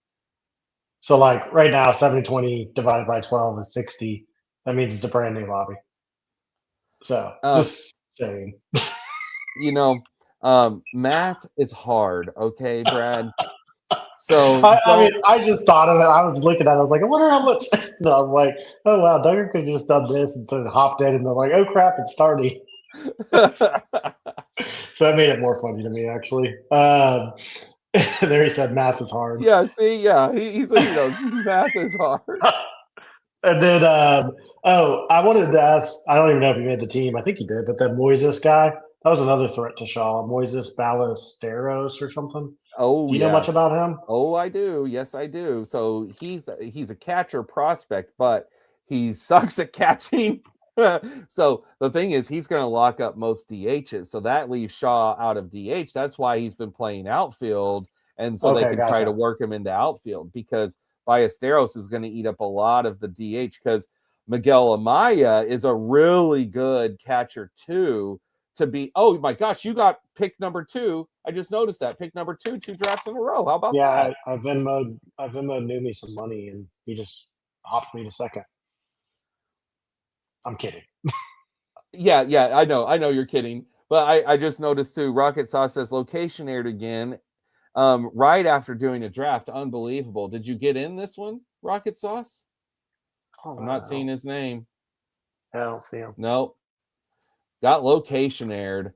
Now, I do see Bjorn. How's it going, my friend? I see Bjorn Masterson in here. Let's see who else we've got in here. Buzzy's back in. Duggar's in. Buzzy's back in. Duggar's in. B. Durand. How's it going, my friend? He got pick 1. Big Mo. So Big Mo, he must have been in he was in the one we just did, right? I can't remember. I think he was in the one we just did, and I didn't call out his team because I hadn't seen him in the thing. But Big Mo, I see you here, bud. And then anyone else? Bo Body. Does that sound familiar? Bo Body? No. Well, I got to tell you what it is because I absolutely love it. So Bo Body is an Office reference, and if you've never watched The Office, so there's a character on there whose name's Creed Bratton, and he is absolutely hilarious. He's a character who has like 5 to 10 seconds per episode, and every 10 seconds he's on screen, he just shines. And in the later seasons, they gave him some more screen time, and they had this whole thing where he had an episode where he was the running boss for a day, and he did this acronym, and it was Bo Body, but he didn't have anything that it stood for, and he was trying to have all of them like figure out what it would stand for. So anyway, someone made that their handle, and I got the reference, so I love it. Okay, let me get back to the chat and looking at this thing here. Acuna at 3. Oh, I missed that. So yep, that pushed. Duggar, you are welcome. I know Duggar is thrilled to get Soto at 4. Guaranteed. Does he that. like Soto, or are you being sarcastic? No, I'm being serious because Okay. he's not got very much of Soto. Well, now he could take Binge at pick 2 and stack it up. Don't tempt him with a good time. But yeah, no, I know he hasn't got a lot of Soto, so being able to have him fall to 4, I guarantee he's thrilled about that. Cool Smurfer says, always a pleasure. Have a good night. Maybe see you in the solo shot tomorrow. Absolutely, bud. Tomorrow afternoon. Casual Shad said, nice joke. I guess he likes my boring dad jokes. Definitely will be in a solo shot tomorrow too. Has Brad done his? Brad has not done his yet. No. I'm trying to time mine with Jason just because I want like just an easier room. So I'm just trying to guess if I were Jason, when would I do it? So I haven't figured that out yet. Let me text him and see if he's done. No, it's too late. I'm not gonna text him this late. Oh yeah, what time zone is he? Is he Central? I think he's Central. Yeah, he's in Chicago. But yeah, then he's Central. But he's got the kids. He's got his kid. Yeah. Yeah. All right. Bjorn says phone drafting. May not be able to comment much. Thanks for a great season of draft streaming, Spencer. Oh, absolutely. I appreciate it, man. And glad to have you in here with us for at least one more time. And he says, and Brad, I guess. How rude. And then of course somebody took Wyatt. I mean, this I hate stream drafting. It was Duggar. I know. It wasn't someone, it was Duggar. I'm thinking about taking Caglione like right now. Just to give him the middle finger right back. But 26 is a little high. It might be a stretch, just a tad. And Rocket Sauce says, yeah, having Mike Trout's biggest fan of my solo shot would be sweet. Duggar, he gives you the do it. Take Caglione, do it. All right, who did you take? Oh, you got Wood. You got Cheerio Wood. That's a nice young upside trio of outfielders. Yeah, no, I was happy to have that fall of those 3. Well, Judge isn't young, but I should have said young duo of outfielders. Yeah, but to get those 3 outfielders is nice. I imagine I don't have much of that combo. Very, very good. And I have a rare Kyle Tucker with this team. I don't get Tucker a ton. And I went with Roman Anthony. So now we're here to my third. This is a hands down easy for me to pick. I absolutely love Jordan Caminero. I can't draft him enough. So I will take him and not look back. It's kind of interesting to see, just because I know what he did last draft. And Buzzy is now doing another, just peculiar start. Not. I mean, I've done it. Maybe it's not like I never start double pitchers, and I never start with 3 infielders. I've done it. I don't know if I've done the double pitcher this year, but I wonder if he's always building that way, like building those, those ways, or is he just doing it because he's towards the end? I'd be interested to see. Yeah, let us know. Let us know in the chat. Is this something that you've done throughout draft season in Buzzy, or is this something you're just kind of doing now to mix it up? It's two interesting starts that I typically will do occasionally, but just not very often. Right. I hear you. Same with me. I've also done it on a couple streams, maybe 2 streams, I think, where I've started 3 infielders or 4 out of the first 5 or something like that. Yeah. Just to kind of see how I can fill the team out. I usually never like how it turns out outfield, of course. So that's why I, to not do it a ton. But if it can fall to you right, you can put some really, really interesting builds together. So I like trying it. And I think it's perfectly fine. He said just something to mix it up. So that makes sense. Definitely.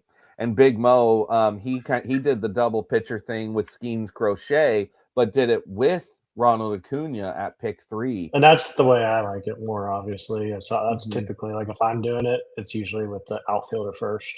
Yep. And I think I've told you before, I got so lucky at least one time. Maybe it could have happened twice, but I know at least one time where I had pick 1 with Shohei and literally had Scooble and Skeens both fall, where all 3 pitchers were there Oh wow! I and don't know got if to I've go ever with. had all 3. Like I never had Scooble fall that far. I don't Yeah, think. so getting the Otani Scooble Skeens is very, very nice. It's super rare. It pretty much never happens anymore, but it has happened a couple times in this draft season. And I've pretty much been trying to do at least 1 or 2 dingers a day ever since it filled. Well, the first day I did 10. I did 10 all at once to build a base of shares the day it opened. Is that how All you right. stayed up? You did it just a couple of days. Is that what you were doing? Yeah. Well, again, I did a bunch early, and then I just have been slowly just Okay. been going, but been consistent with every single day. I'll do like 10 in a day, and then I'll sit down my phone, and I won't touch it for like 5 days, and then I'll do 10 again, and then I won't touch it for 5 days. Just the way I've been doing it. Well, Brad, I don't know if you've heard this about me, but I have a problem with drafting. Okay, I mean, you see, I think you do a lot.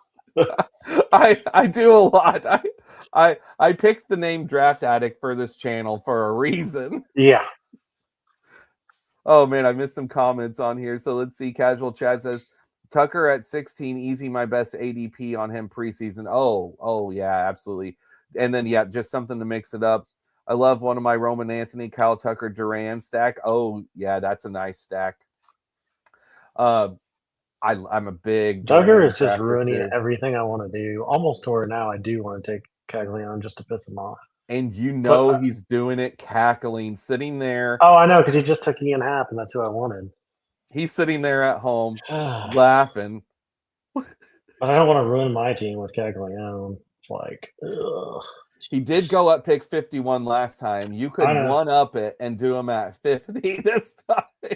I don't even know what to. Hang on, I gotta figure this out. I'll take him. Yeah, that's your smart pick. Well, If I have you a are nice build drafting here, so I smart. don't necessarily want to grab Caglione early with this unique start, or at least what I feel is like a weird start. And yeah, Duggar's like all smiles over here. Yeah, whatever, Duggar. The Soto build is good so far. Don't drop the baby. Don't drop it, Duggar. All right. Okay, back to you. You don't have to spy. Oh, I was going to say you don't have to spite him because there's no way he's going to take him here. I say that he might do it just to spite what I just said and to prove that he doesn't care. He might do it. We'll I see. wasn't gonna But do he's it. got such a good build here. It would have to fall, and if it doesn't, then it doesn't. That's the way I say Duggar should handle it. But as I'm saying this and he's hearing it, it's probably going to make him click his name right here. I Let's just mean, see what and happens. if he doesn't take him here, you have to take him on the way back, just to get him back for me. Oh, well, if he falls to pick 66, you better believe it. Yeah. You better This is his believe only it. chance to get him. This is I know it, he's going to Duggar. take him, though. He's This letting is the it. entire time go out because he's going to take him. He is. He's debating back and forth. Yeah. Take Strider. So he could get his 50%. Oh, wow. Christopher He Sanchez actually did something smart. He did a good pick. Oh, no, I love it. I love it. Now, I have been taking Yamamoto and Hunter Brown most of this draft season at this spot, and I have very low of Logan Webb. Now, because I'm at the very end, I'm in my final 3 drafts. I'm not that worried about ownership percentage, but because of what I said of obviously seeing this crazy helium on outfielders, I'm going to go ahead and grab O'Neal Cruz. Him versus Caglione, obviously they're both upside gambles, but I've been trying to get some more O'Neal Cruz in my life. And again, I have lots of teams with those pitchers, so we're just going to push it and see how we can build pitcher later. And as we're coming to the end of this draft here, I see Bjorn has a 0-1-3 start. So, and there went the 3 starters right after me. And so let's see what he does here. If he, I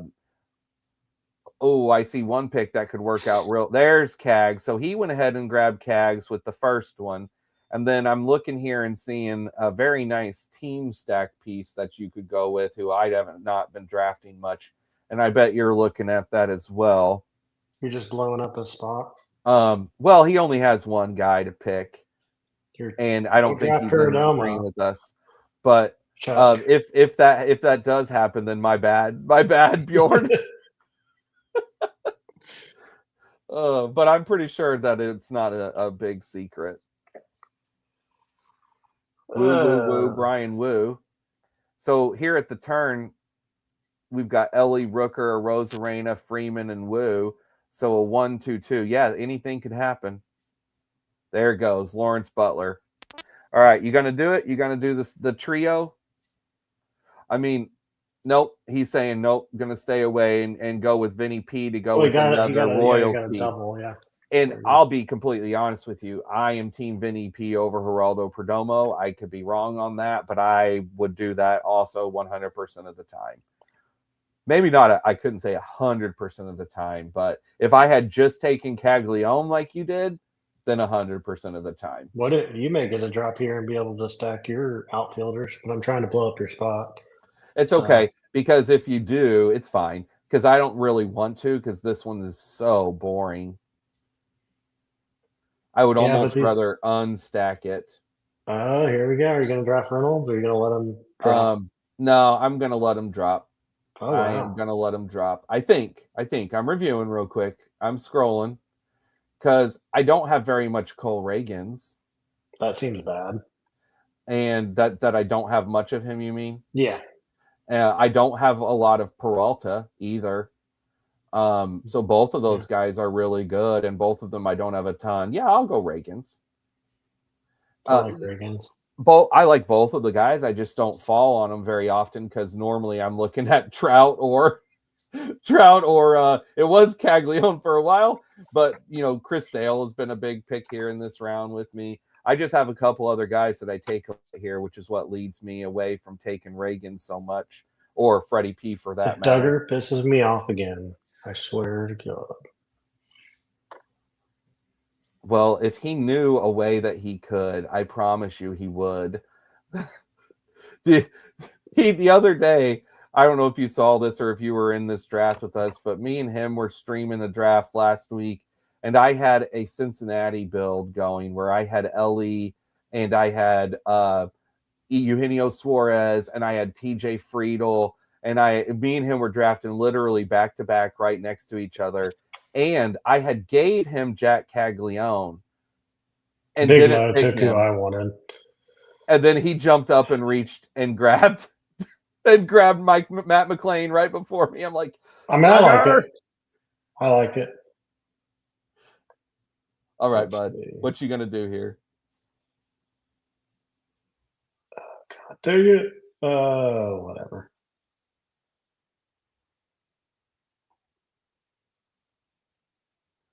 Oh, I just got on here, and Chad says Cruz is an ew pick for me. I get it. I get the ew. I'd rather take Trout over Cruz. LOL. So I 100%. Let me tell you this: my trajectory of O'Neal Cruz in this drafting season. I was so far off of O'Neal Cruz. My brain literally filtered his name out where I didn't even see his name for months. Because again, I start drafting gladiators, and I do draft gladiators almost every single day for November and December. And he just wouldn't even look at him, wouldn't touch him. Then whenever Underdog started, that carried over into all of the bullpens. I have almost no O'Neal Cruz. And then if we went back and saw my 50 draft shares review of the dingers, I was super low on O'Neal Cruz. Maybe I took him like 2 or 3% of the time. But over the last month in particular, I've seen a lot. I've seen a lot of improvements with O'Neal Cruz, and I am buying into the spring of the fact. What I mean by improvements is I found out. Well, one, he hired a special left-handed pitcher to pitch to him to try and get better at hitting lefties the entire offseason. He has put a severe focus for himself on improving and getting better. And he cut his hair. I mean, and I know that's a silly thing, and I typically don't like it whenever someone cuts their hair. But to me, it like just shows like a physical sign of him trying to change, trying to What does cutting realize your hair have to do with anything with baseball? I'm telling you, because it's a mental thing. He cut his hair because he's trying to change. Like he's trying to, it's change things up. That's why people do. That's why a lot of guys shave or cut their hair. It's because they've been struggling. And that baseball players, they are superstitious. They do things. A lot of it is a mental game, Brad. You can take these things and like see how it could make an actual change on I the like my field. players to be mentally tough, not mentally weak. I am just telling you, when you this is just people. This is just how it works. So, but anyway, this is why I've been buying in more on him. And as we've getting closer to the season, I've been building my shares up. I'll be with you on everything there, and I'm buying into him too. But a haircut is not making me buy into him. I'm not saying the haircut's the reason to buy That's into all him. I heard. That's all I heard. I am saying though, it's a physical manifestation of the haircut is a new start. Yes, casual chat has said it's just him showing. It's a fresh start. He's a new man. Okay. Yeah, Rocket Sauce says, look good, feel good, play good, Brad. I was, I was in and out of listening because my cat was meowing at me, and I just heard the haircut. It's Then like, you wait, just we're hear drafting somebody because of a haircut? haircut. Hey, I Uh, specifically did not take Sean Manea 2 years ago whenever he cut his hair because I didn't like it the opposite way. oh And it God. was true. He cut his hair and it was a bad call because he's been bad ever since he cut it. And then Sorry. Duggar, thank you for this because Duggar had chimed in to say, I'm not superstitious, but I'm a little stitious, which is another great office quote. And it's a contract year. Snowblind Comics, thank you. Brad, you're getting Snowblind Comments and Rocket Sauce coming at you here. I'm getting ratioed, basically. I think that's what Casual the kids Chad, though, call he's right with you. He says, no, I still ain't touching it. Hey, I respect it. Honestly, I have no problem with someone fading him. Again, I was the person who completely faded him until February I for did the crying out exact loud. same thing that you're doing. It's just mine was more because of like the left hand hitting and the fact that there were results. So I had a similar read on him, and I was not drafting him early on. Garrett Cole's beard is a superstitious callback, apparently. It is. So the thing, like I said, though, it's with O'Neal Cruz, one thing that's undeniable about him is the talent that he has. I mean, he is incredibly talented. He crushes the ball. He's up there with Jack Caglione and the highest exit velocity guys in baseball. He can just crush. So anyway, the other stuff is narrative based. I get it. All right, you've got a 0.25. You Yeah, I gonna dip know. in or no? You're gonna keep pushing. I think I'm going to keep pushing. Keep pushing. I like it. Ooh, I love Mikhail Garcia. Oh, I just realized I need to move the draft board so people can see what we're picking here. Yeah, Mikhail Garcia is a great pick. Oh, He's me really and good. Duran are both going zeros right now. Say that again. Me and B Duran both don't. Oh, he just took a picture. We were Yep, he playing just chicken and he lost. yeah, you were playing chicken. Who can break first? Let's see if he double taps you. If he taps the one I want, then maybe I'll do something else. I don't know. What should I do?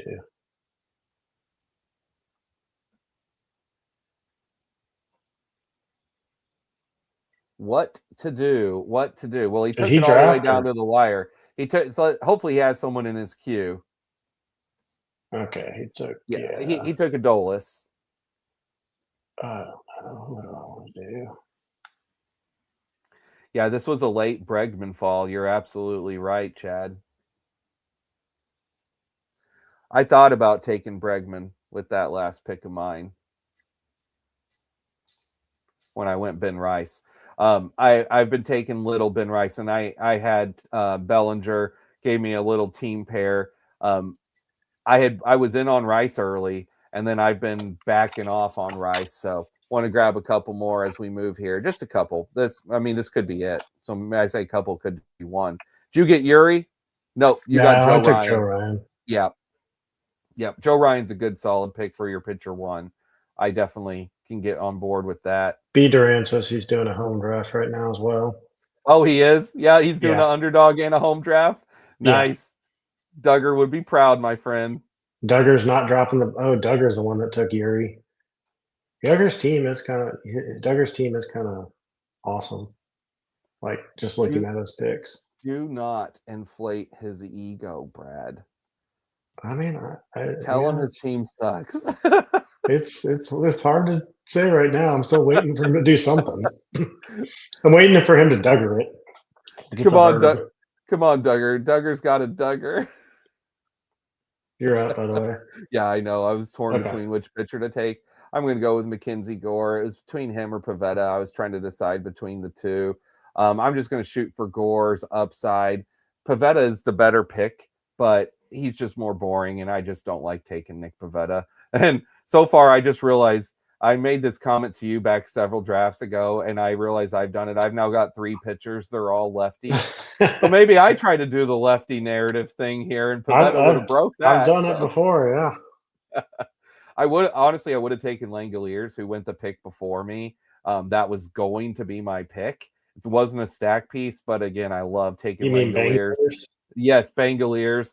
I will Yeah. take him any and every time that I can. And he's been getting the spring training helium with good reason. He's been crushing it this spring. They just got a big old Marseille drop right there. That was a nice Marcy drop. I did Yeah. consider it. I thought about it. That was a nice Marcy drop. I just like I just don't Marcy. I don't know. I mean, I like the drop there, but where he's been going, like people have like 40%. I just think he's like he should be going where Dalen Lyle's going. I do agree with you. I'll say that. I do think he's going too high. My percent has gone down on him during draft season because his price has risen consistently. What kind of Um, Chad? Are you in this draft? I don't think so. I think he's just Okay. hanging out with us. I was trying to figure out what his name was. If Yep. he was in here. But. Yeah, I'm pretty sure he's just hanging out with us. And then Ooh, Duggar says Duggar. Go out of the ahead. room for a minute. Heard his ears were burning. Duggar, you could do it here. You could draft Spencer Strider, and then the team would be bad. You could. I mean, it's like 20 picks past ADP. What if he comes back? You know, it's just an oblique. Think about it. Did you see this earlier, chat? Yeah, I just saw that. Yeah. yeah. Just think long and hard about it, Duggar. Think long and hard. Duggar has annoyed me with like a lot of his picks, I like in am the sense of made me mad right, and big right. mad. I'm going to go ahead and grab the guy we were just talking about, Dalen Lyle, because this is the spot where I feel good with him. We just mentioned his name. And I know Duggar's going to take the next guy I want, and I'm going to be mad. Yeah, he says, it's just an oblique. It'll be fine. You don't need your oblique to pitch. I know. I hope nobody snipes me on Strider. Oh, no. Please don't take him from me. I can't wait to get him to add on to my one pitcher build. All right, let's see what he does. God dang it, Duggar! I hate you. That's the one. Is that the one? Really? Yes, that's the one I had starred. He did it. He got you with Willier. Oh man. Because I was gonna say, when you drafted Lyle, I was like, well, you should have drafted Willier, but okay, because that was literally like the guy I was looking at. But no, fucking Sorry. I take Willier a lot too. I take them both. Yeah. I mean, I have 5 good outfielders. I'm not really that worried about it. But I just like me some Willier Abreu. I just looked. I'm 11.9% Willier Abreu, and I am who was the other? Oh, Dalen Lyle. 7.5% Dalen Lyle. So yeah, I generally like Abreu more too. So with that said, maybe I should have done it. Yeah, I should have done it instead of Dalen Lyle, shouldn't I? Well, that's Then I kind of, would well, have I even didn't gave say him a anything because I chance. was trying to hold him out for me for once. And then let's see how much Abreu I have 11%, and Lyle I have 5%. Okay, yeah. So you that was very similar to me, right? We were right there about the Well, same. and that was not Dinger. Sorry. Lyle I have 6% in the Dinger. And then Abreu I have 13% in the Dinger. Yep. And Rocket Sauce jumped in another one and went with 6 straight outfielders. Hello.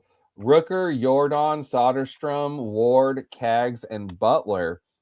Nice. Very interesting. Let us know how it turns out. I love Obviously, Jordan, by the way. Casual chat ask. oh, people still like Jordan. Oh yeah, oh yeah. I mean, I like guys who crush the ball and don't stay healthy. It sounds like half the teams I draft. I'd say Brad loves Jordan. Jordan is great. Jordan is great. I don't have very much of him, and I talked to you about this. For me, the reason is simply because of where he's consistently gone this whole time. I just like other picks there. If Jordan was around end of round 2 or in round 3, I would have a lot more shares of him. The But thing is, with though, like in that range, Jordan is the most likely outfielder to finish like top. I mean, if he's healthy, he could be a top 6, top 5 scorer. he could. I He has and the most I'm not realistic shot.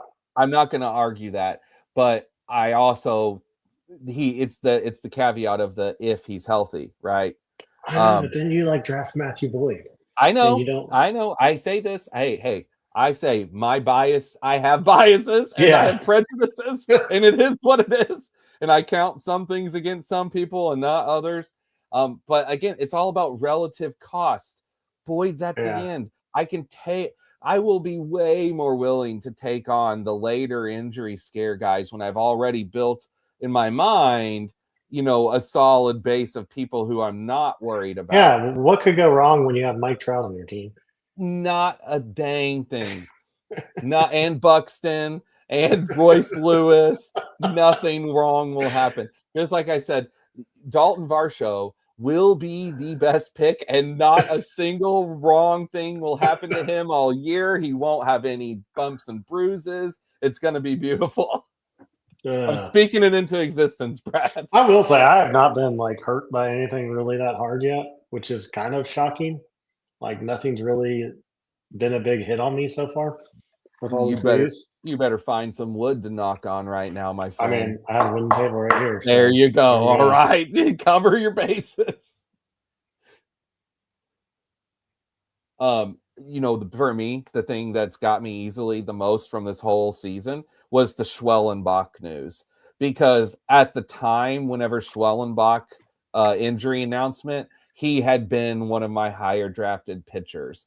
So it is what it is. That's with Schwellenbach. No, I think probably Santander was probably the worst one for me, but that was mostly the bullpen. That was mostly the bullpen. And I know I talked to you about I stayed away from Santander. Again, bullpen, I was all aboard Schwellenbach as well. So both bullpen and all of my early dinger shares, that one hit me a lot. But I was just staying away from Santander. And I had even talked about on the early streams with someone, I don't remember who at this point, about how I'm like, oh, maybe maybe it was you actually with your first stream with me. I think that was before the Santander injury. And I think we talked about him in that. Maybe you took him, and I was like, man, I could see myself being upset at not having Santander, with his bounce back, blah, blah, blah. And then he got hurt just after that, like just a Yeah, it couple was days me. after. We were talking about that. Yeah, Yeah. we were. And the coach was like saying, "Oh, he's so great," and then like, "Oh no, his back's broken." Screw coaches. Screw coaches. Junior was on board with me earlier when he was like, Jordan, Buxton, Trout. Yeah. Royce. Yeah, not so much. Yeah. I don't blame people. I have a ridiculous love for Royce Lewis. That doesn't make any sense. I understand. But one of these years, I swear Royce Lewis is going to make me money. Then I'm going to be like, see, this is why I love him. I got screwed with a 30% Santander and bullpen. So Chad was right with you with Santander and the bullpen. All right, Mr. Push Pitching, how are you going to fill this out?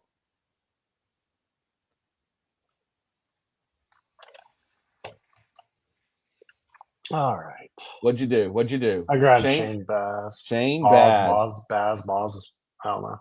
It's Baz. You can call him Baz if you want. He doesn't mind. He's good with it. And then who's Royce? Psh, bite your tongue, Chad. The man, the myth, the legend, Royce the Rolls Royce. The Rolls Royce, former number 1 pick. Guy out here crushing bombs every time he's healthy. Duggar did draft Strider. Did he? Oh, I love it. Because I was looking at his team, I was like, he hasn't screwed it up. And then I saw Strider, and I was like, oh, wait. Maybe. He doesn't give an F about nothing. I mean, he got him pretty far past ADP, but still. He did. It's not as bad as I want it to be, but it's still kind of funny. Maybe he'll get 6 pitchers or something and really screw it up. I'm going to add some Trevor Story. Here's another guy who's always injured, but I'll still take. He was healthy last year. He's healthy now. Yeah. Oh, there went DeLauder. The legend, Jordan Walker. So what did DeLauder go out? Like one what? Just now? 150. That's not bad. That's not bad. That's pretty good. Yeah. And he then was like 112 in that other one. Again, I am who I am, and he will not apologize for it. Did you know that he got 3rd? If you didn't know, it was a warning. Not a failure. I like how he tried to make like an intro song too, and it was like just like a theatrical movie release. It was not music at all. Oh, Brad, he made plenty of intro songs. Okay? Oh, he did. Okay. He spent like a week making song after song after song, sending them to me. None of them were right. I kept going like, this is close. Try this. This is close. And then finally, it was the day before, and he said, all right, I've got something different, but I think this is it. Let me send this to you. I listened to it, and I cracked up, and I'm like, gosh dang it, this is the one. This is what we're going with. Great discount. Yeah. That whole thing from Dark Sheep and him doing that, like we had no idea. I just started cracking up the first time I heard that. Oh, I bet. Oh, it is funny as shit. It is catchy as hell too. It really is. And I've never even thought about trying to use freaking Chat GPT to make songs. Oh no, I haven't either. Yeah, but you can do it. You can do it apparently. Okay, we are coming up here to the end. By the way, Profar, that one did bite me a little bit earlier. I meant to say that too. I forgot about that one. Just like with Schwellenbach, those were 2 guys. Those were my 2 biggest hits of the draft season. Profar and Schwellenbach. I think I got hit a little bit by Profar, but nothing. See, I liked Profar. He's another one of those guys where, again, I've liked him for so long that, and after last season, well, I thought, after last year, what could go wrong? I have 7 shares. I have 7 shares of him, so not terrible, but yeah. Well, you're lucky. You're lucky then, because I have way more than 7. I'll tell you that. You mean 7 total shares or 7%? Oh, on the Dinger. 7 shares on the Dinger, which is 5%. But when I finish, it'll be like 3%. So even with not taking him since that news came out, I'm still at 11.3% of Profar in the Dinger. Okay, and yeah, I'm at and I am 11. 5. Oh wow. It's literally the exact same. This is hilarious. 11.3 of Schwellenbach. That's funny that both of them were the exact same. You must have been going really hard in Schwellenbach because, yeah, that was early on.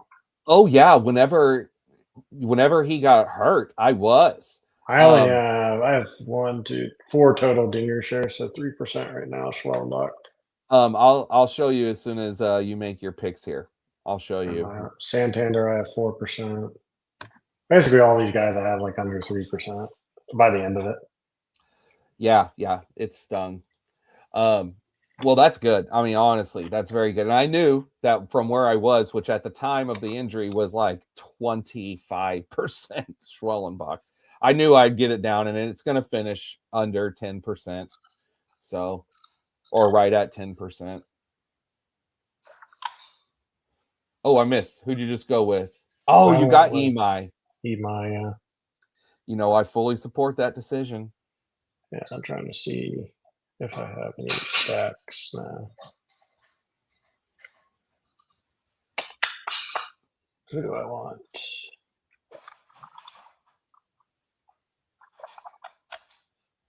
Who do you want to stack? Oh, he took who I wanted. Yeah, I see you. You got some nice hitting pairs in there together. Christian Walker? Yeah, get you another Astro.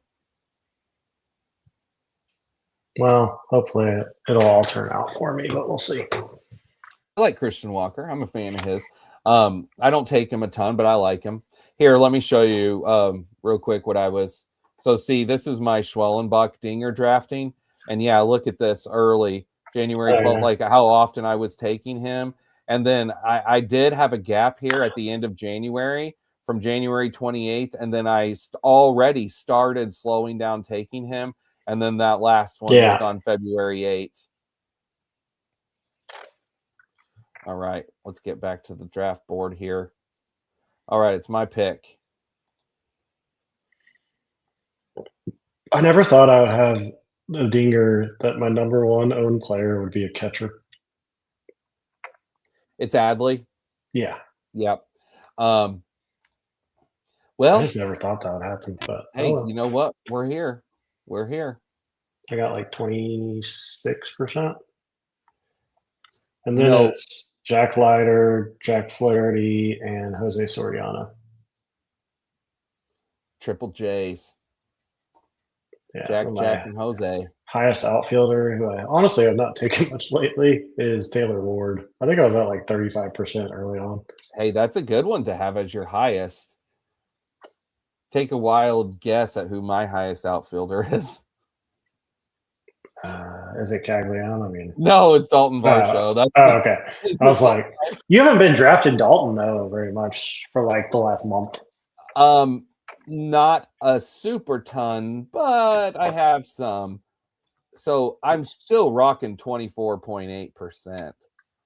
I want to share this tab again real quick just because check this out. Look at how this is why I've not taken him as much. You have so much because look at how late he was early. And you see this ADP just climb. You got me on the Varsho in the bullpen. Yeah. Oh, that was before the dinger even opened. Yeah, that's how I got on. Oh gosh, we go to the bullpen, take the dinger off. Yeah, check this out. Look at my bullpen. Look at this. 48.7. That's committing to someone in 100. Yeah, that is a lot. You were the one that talked me on to him because I was not drafting him before that. And you see, I got him my very first one December 3rd, and that one was at pick 190 before there was an ADP set on him. That's how low he was to start that tournament. He asked if we drafted any Basallo. I actually have 7%, so I've been drafting a decent amount. Oh, nice. With you being the Adley drafter, I would say that's good that you have 7%. Now, I don't really have them together very much. Not that I'm like, I think Basallo is mostly going to play DH. And I guess that's kind of what scares me off with Tyler O'Neill is like between Tyler O'Neill and Basallo, I worry about like just at bats for one of those guys, I guess. I don't Yeah. know. Yeah. No, you should worry about at bats for one of those guys, and the guy you should worry about is Tyler O'Neill. Let's see how much O'Neill I have. You don't have much, I'm sure. He's got to be like a Uh, 4 or 5% guy for you. no, I have 10%. Oh, you have a little more than what I thought. Yeah. I know he's someone you've splattered in, but not, looked at taking a ton. I mean, 10%, it's not I bad. think he's perfectly, I don't think he's any worse of a pick than Jorge Soler or Matt Wallner. I mean, I think his playing time's pretty solidified, but maybe I'm just looking too much at the money. If you'd been burned by Tyler O'Neill as much, Oh, I and have been. oh, dude, I would I rather just, have those other two guys for sure. yeah, I don't mind being burned by people because I love, you know, being hurt by I get it. things. I get it. You're a bit of a masochist, I see. Yes, Yep. exactly. That's the Casual word I set. was using for Chad it. says Varsho and McLean, his best undervalued early picks. Beautiful. Varsho's gonna mash. Hey, I got some Varsho lovers with me. And then as far as Basalo, I'll tell you, I literally was just talking with Duggar yesterday about how I wish that I had been drafting Basalo more because he's been crushing these last few days in spring. And whenever I watch Basalo, I'm just like, man, all the signs were there with him. He was a perfect late round pick. He had the potential playing time lined up for him. He's absolutely crushes power for days, which is exactly the type of thing I look for in a late round guy. And I didn't draft him hardly at all. And he did I make the roster, right? Do we Oh know yeah, that oh yet? yeah, Okay. he is. So Basalo, I'm going to be less than 5%. But I am trying to get some more of him, like this guy who I'm trying to get some more of as we're closing out the draft season, and Braxton Ashcraft. I like that. Yeah. Yep. So let me go ahead and throw him on there. I took McGonigal with my last one. Again, I still don't know the word on if he's going to be up or not, but I'm going to just keep picking McGonigal on these last couple teams at that spot and not really worry about it too much. I I think think he'll Beavers be up. also O'Neill will probably be safe. Yeah. Oh yeah, for sure. For now. I've also been staying away from Colton Cowser. It's weird because I love Taylor Ward. I love a lot of the Orioles pieces, but I've not been drafting a lot of Basalo, like you said, O'Neill, Adley. These are the pieces that on Underdog I have been staying away from. And So I I don't bet know. It's weird. if I I've go been to like, I'm just going to do it real quick. Let's see. I'm going to the MLB teams. I'm going to the Dinger, and I'm going to check out batters. My highest drafted team by a long shot is Baltimore.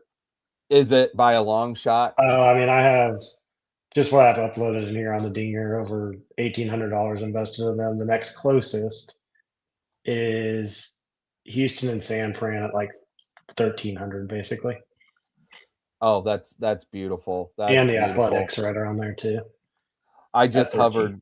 hovered over my my dinger. Yeah, I'm yeah. I took Taylor mine to Ward, batters only.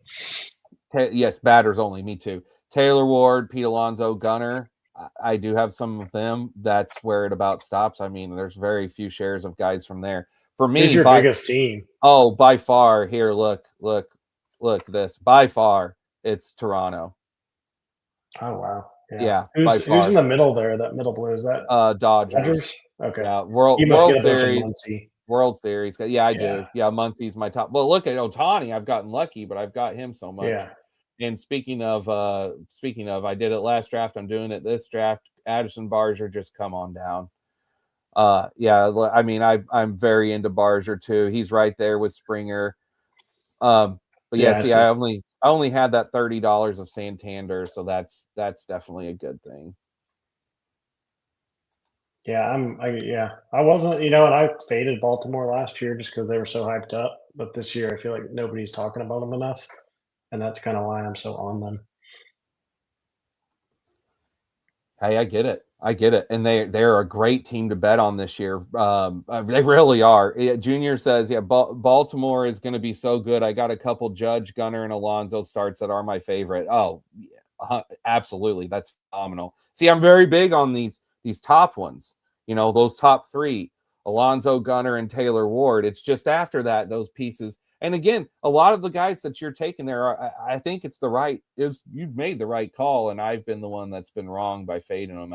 But it is what it Well, I is. guess where you're taking Toronto, I'm taking Baltimore. Yeah, it's just kind It's of kind that of the simple, difference. right? Yep. Do you think Dustin May is like safe at all or no? He's not safe, but he does offer upside. I mean, honestly, it's not a terrible pick to make. If I was you, I'd probably try to push it. All right, screw I'm it. just doing it because I don't know which infielder I want yet, and I have Miguel Vargas starred, but I don't know if I want to draft him If you this want to time. take another share, yeah. Well, I just have a lot, and so I'm like, maybe I should do something else. I like Miguel Vargas too. That's also one though I've not drafted a ton. See, there are a lot of people that I like that I look at taking in deeper league formats, and I sort of try to filter out the way I think about guys. It's why I've stuck on such high percentage of these late infielders. Like, let me go back and just kind of show this again here. Now, this is Dinger, late infield. Which, speaking of late infield, I'm up right now. I'm about to take one of the guys who I was just talking about, or I'm about to show here. Once we get late in the infield here, Akamoto, 25%, Luke Keeschel, 11%, Addison Barger, 16, Jake Berger, 12. I'm almost up to 10% of McGonigal. Max Muncy's a big one, 21%. Ivan Herrera, 22%. JJ Weatherholt, 12.8. Manzardo, 12.8. And then down here, my boy Royce Lewis at 17.7. See, I'm 3.5 Miguel Vargas. So I've mixed him in some, but not as much. And the thing is, again, I like Miguel Vargas quite a bit in other formats. It's just for this one. The reason why I say I don't know that for this format that he will be great, it's because I don't know what his power potential is. I see Vargas as a better hitter with And maybe only a he hit max of 16 last year. I was thinking But max of 25 though is the way that yeah. I kind of view him, Well, which the could be thing about him fine. though, the one It thing could be about fine. him is that he did make some big time changes to his swing last season. And so it wasn't just like production that just came out of nowhere. It was adjustments that he made. And not only that, Brad, but Miguel Vargas was a major Dodgers Major prospect, prospect. Yeah. Yeah. who just like I mean, I Michael was Busch, drafting Miguel Vargas when he was like on the Dodgers and never playing. like way before you should have. Right. Yes, I yes. get it. I completely get it. Again, it's like I said, it's like Bush. Both those guys were stuck there. They had to get out. And then Vargas just took a little bit, right? It just took a Yeah, he little took bit a of little adjustment longer. period. Oh man, Chad says got hit by a car today commuting to work. Hurts like a bee trying to stand up. Well, buddy, glad that you are here hanging out with us Jesus. and that you're not in the hospital or worse. That's crazy. Got hit by a car walking to work. What town do you live in? I'm assuming a big city. You must live in a big city. No way you live in a small town.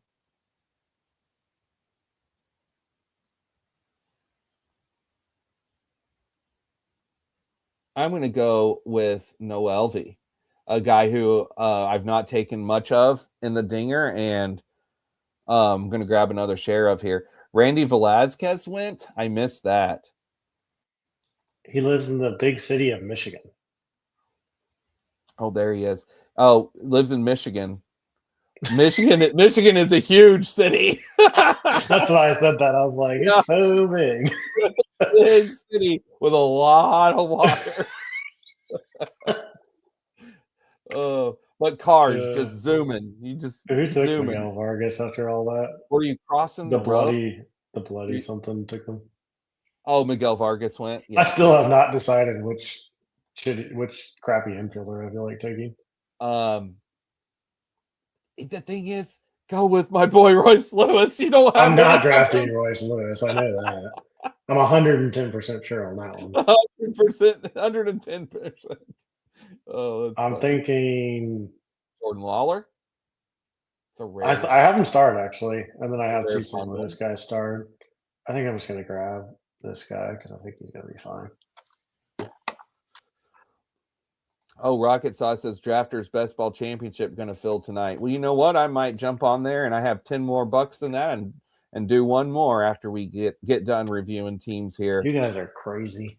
Got discharged after 6 hours in the hospital. Well, good. 6 hours. Well, buddy, I'm glad you're all right. That is crazy. But let's go ahead and let's check out these teams that we just built.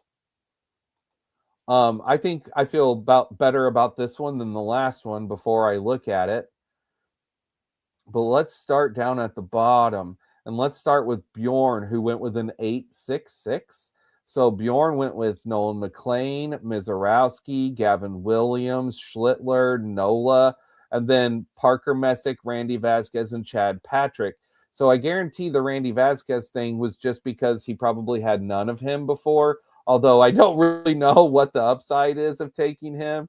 With Who's that Randy said, Vasquez? he's a starting pitcher for the Padres. That's really all Oh, you need to know. I didn't He's know that. honestly he's not been very good in his last 2-year Whose team career. is this? This is Bjorn. This is Okay, Bjorn. gotcha. But Chad Patrick I can get behind. I like Chad Patrick quite a bit. Boiler up. I don't know who either of those two guys are. Chad Patrick is a sneaky pick for the Brewers. He's a Gotcha. Brewers rotation piece who actually has some nice breakout potential in my mind. Gotcha. There's another Brewers breakout starter who I've not been taken, named Brandon Sproat, who I could look back and be like, why had I not been drafting Brandon Sproat in any dingers? There's a lot of guys I would take in deep leagues I just don't look at here. Sproat was a part of the Mets, wasn't he? He was, he was. He was in the trade they just made this offseason. So, oh gosh, what was it? What was it? It was just the trade they made. I think it was the three-way. Peralta. Yeah. Peralta. That's right. Yep. Okay. Ketel Marte, Vinny P, Willie Adames, Tovar, Basayo, Max Muncy. Very, very good infield. Corbin Carroll, Devers, Caglione, Jung-Hoo Lee, and Mickey Moniak. This was a perfect 6 infield and 6 outfield in order to do an 8 pitcher build. And I like every single piece of this team other than, I think Randy Vasquez stands out. But you know what? He could have drafted Matthew Boyd. He could have taken Matthew Boyd. Let's see though. Watch this one Randy Vasquez share turn into like the winning pick at the end of the year when Vasquez has a 2-start week and this team advances and literally no one else has him. That could happen. Let's not go to mine yet. Let's go to M Buzzy. Let's put him. He did an 866. We got back-to-back 866s. Let's look at his infield. Witt, Gunner. Ooh, that's sexy start. And Pete Alonso. Hello. Shea Langoliers. Oh boy, I like this. And then infield, yeah. Holiday, Manzardo, Brandon Nimmo, Springer, Harris, Kwan, Varsho, my boy. And this is where the DeLauder win at that 150. That's a good pick.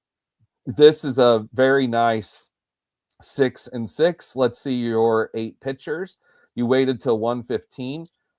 Bybee, Robbie Ray, Trevor Rogers, Garrett Cole, Mitch Keller, Cade Cavalli, Andrew Painter, and Jared Jones. Well, this is my opinion. I absolutely love this 866 build. I think it's phenomenal. I think you've got all of the pieces you need to succeed. You've got all the breakout pieces you need. You've got consistent innings guys like Mitch Keller and Trevor Rogers.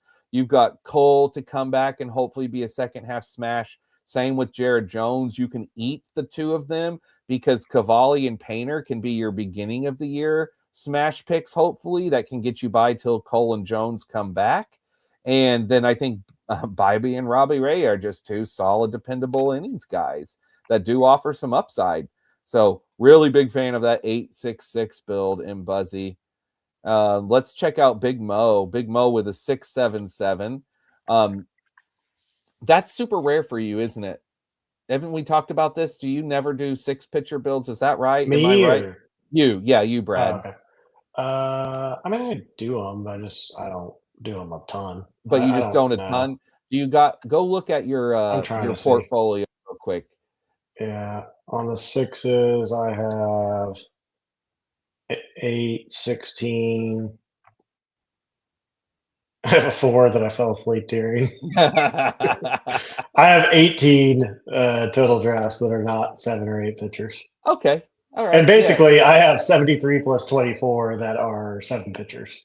So, like, literally a Most third of all of my them draft. 7 Yeah. pitchers. Yeah. Yeah. Yeah. And again, for me, most all of mine are also 7. I do think 7 is the way to go. I have 22 6-pitcher builds. And then I have looks like 22 8 or 9-pitcher builds. So yeah. All right, back to our teams here. Okay, where was I at here? So the 6 pitchers. And this was the Skeens crochet that he has with the Kuna. I remember Yeah. that now. Yeah. So he waited until 142 to dip back into pitchers and then went real upside. Now, I will say this. This is very intriguing because if Skeens and Crochet can lock in there almost every week as a good score, Eovaldi and Rasmussen could get you by just fine. And some weeks where maybe they both factor, you only need 3. And then McClanahan, if he's healthy and has a full bounce back, and then if Woodruff is back within a month, there's a legit chance that this pitching staff could be nails. So I like it. It's risky as could be with only taking 6 and having 2 of them being Woodruff McClanahan, and then Eovaldi being the injury risk he is, Rasmussen being the limited innings risk he is. But overall, I like it. And then let's see what this pitching or this hitting is. Terang, Contreras, William, Yandy, Dansby, Bogarts, Stott and Bohm, Acuna, Yelich, Seiya, Reynolds, Altuve, Yaz, and Soler. Very good. I don't have any notes on this. I don't have any. All these picks are good. I like every single one of these picks. You've got a lot of stack pieces in there together or pair pieces together. Um, Other than the risk you took at the pitching by doing the 6, I think that's an awesome team, Big Mo. And Beateran, let's check out Beateran, who did a 7-7-6. Kirby, Wheeler, Michael King, Imanaga, Rodon, Ryan Nelson. Nice sneaky Ryan Nelson pick there, and Liberatore, like those 2 late picks. With Kurtz, Jazz, Riley, Perdomo, Hunter Goodman, Keishel, Will Smith. Then Shohei, the newly extended Pete Crow Armstrong, Lou Bob, Adolis, Sal Frelick, and Waldner. Another good build. Another good build. I mean, you do have Zach Wheeler as your 2, and you waited till Kirby as the 1. You also have Rodon, who you're going to have to wait to come back. So you do have 2 of your 7 pitchers that you're going to have to wait on. But theoretically, you might only have to wait a month or so. Like they could be back by a month from this point today. Both of them. That's a realistic possibility. Of course, we might be 3 months down the road and still saying we're waiting for them to come back. That's the risk you take. But it's a very, very good hitting group where I really don't have much to say as far as any weaknesses. Like you've got everything that you need where if they stay healthy and the pieces fall together, it can work. And then let's check out Duggar's awesome build that he probably ruined by making it an 8-6-6 Spencer Strider team. But let's see here. So Christopher Sanchez, Freddie P, Yuri, Strider, Gallon, Senga. Well, I mean, obviously, I'm going to want one How more many pitcher pitchers on did that. he go? 6. Uh, Whereas I would have wanted one more. And Duggar knows that. He knows that I would say that. I bet he got autoed this Montgomery at the end. Or I bet maybe he did he just too. looked Yeah. at he may have looked at the fall and said, do it. But Duggar doesn't ever take Montgomery. And he almost always Yeah. has a 7th pitcher. So I bet you that something with one of his, and I don't think he said anything on the chat, has he? Yeah, I'm looking. He said, Oh, yeah. yeah, but I needed that.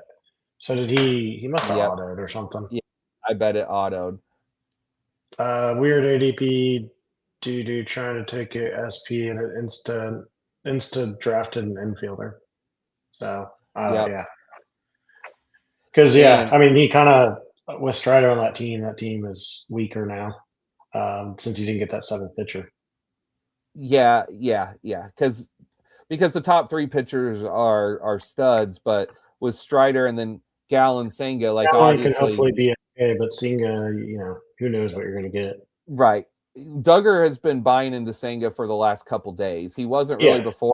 Kind of going all in on Senga since yeah, Juan Soto called him the Mets ace. And this is a nice little Mets build where he had Soto. So, yeah. he got Bichette, Marcus Simeon, Carson Bench, and he got You him at got him at 189, which 189. is a actual respectable price. Yeah, I was like, at least he's not like you. Got him at At least he's not 115 or whatever it was. insane. But remember, I'm a little nuts. Okay, Yeah. you have to be a little nuts to draft as much as me, just a little. I don't do everything right. I know it. I accept it. Juan Soto, Langford, Duran, Happ, Willier. I do like Love his this build though. outfield. I like his infield. I wish that Montgomery pick were a different pitcher. And then Couldn't agree I'm not. more. And he got a nice fall because of the Yeah, news. So, but yep, Duggar knows it. That team could have been ruined just because of that one pick. Actually, it was set up because if he wouldn't have taken Strider and not been him, then it wouldn't have mattered maybe as much. But it is what it is. All right, Brad. Let's see what you did. 776. Joe Ryan, Alcantara, Baz, Emai, Jose Soriano, Chris Bassett, Dustin May. Okay. Tell me what I'm going to say about your pitching staff before I even get there. I mean, you're probably going to want me to have another pitcher, but I don't like doing 8. All my guys basically that I drafted. If you look at Ryan Alcantara, Boz, and Soriano and Bassett, they're all supposed to be kind of just innings guys and with some upside. And then in my see what we get out of him, and Dustin May will be a risky pick that could be elite. So that's the way I look at it, at least. Well, buddy, you pretty much just nailed what I was going to say because I was not going to say you need 8. There's no reason for 8 because you have no rookie guys that have to come back. You have no hurt guys you have to wait to come back. The reason why you go with 8 usually is for those reasons, right? Like, because you want to take some swing big pieces that could matter later in the year. All your guys are consistent people that can immediately start helping you right now. The only downside of your pitching staff, in my estimation, is if the bottom 3 don't work. But what I like about the bottom 3, with Dustin May being the gamble, right? What I like about Soriano and Bassett is I think they're locked and loaded for a game. They're going to be out there pitching every 5th day, and I'm not worried about it. I'm not worried about injury risk with them. I'm not worried about them losing a rotation spot. Nothing like that. It's all perform. Just a matter of how do they perform. Exactly. Yeah. Yep, exactly. Okay. Now you're hitting your infield. Betts, Gino, Garcia, Chapman, Stewart, Walker, and Wynn. Tell me your thoughts on your infield. Mookie Betts, he was lightweight last year and hoping he bounces back.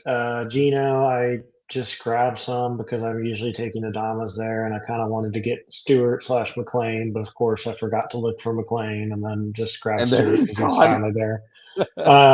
Michael, I just like him this year. I didn't really worry about stacking as much on this one. I have a little bit, but not a lot. Matt Chapman is just kind of an ADP.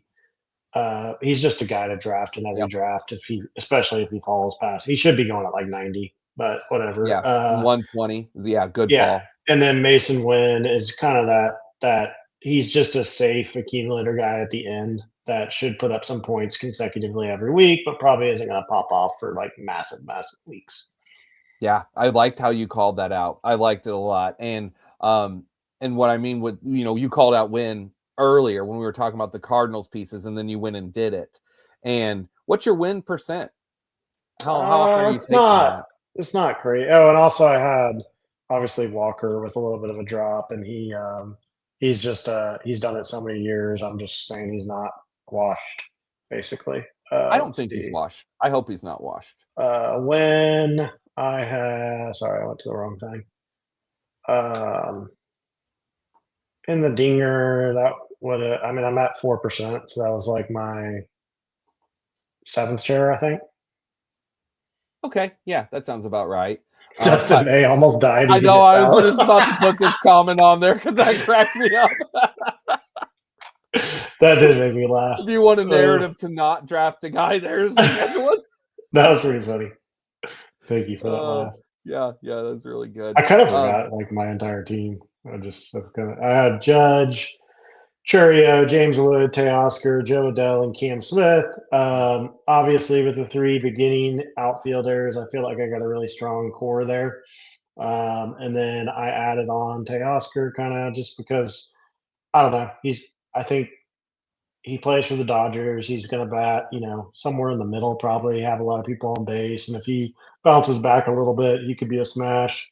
Joe Adell is just, I think, slowly became like one of my favorite picks over time because he's the one guy in that range that I can typically get because I'm trying not to I hate like jumping people like Cags and all these guys Mhm. so much in ADP. So And he's stayed it, consistent. yeah, and Joe Adell's just kind of in that range, and he's the one that's left, and so I usually have to jump him because I don't want to fall too far Mhm. behind.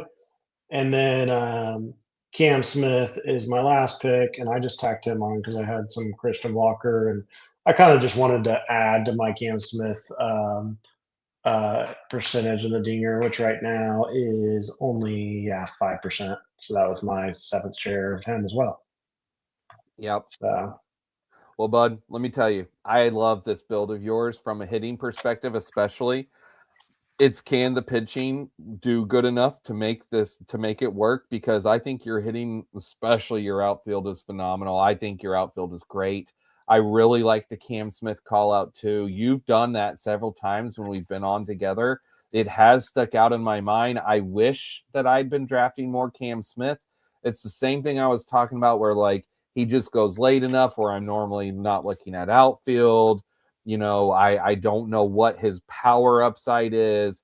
So because of that, I've been staying back. But I've seen a lot of smart people that have been really big on Cam Smith. And this is from a narrative perspective, someone who made the team at a young age with almost no minor league experience because of a hot spring last year was kind of okay.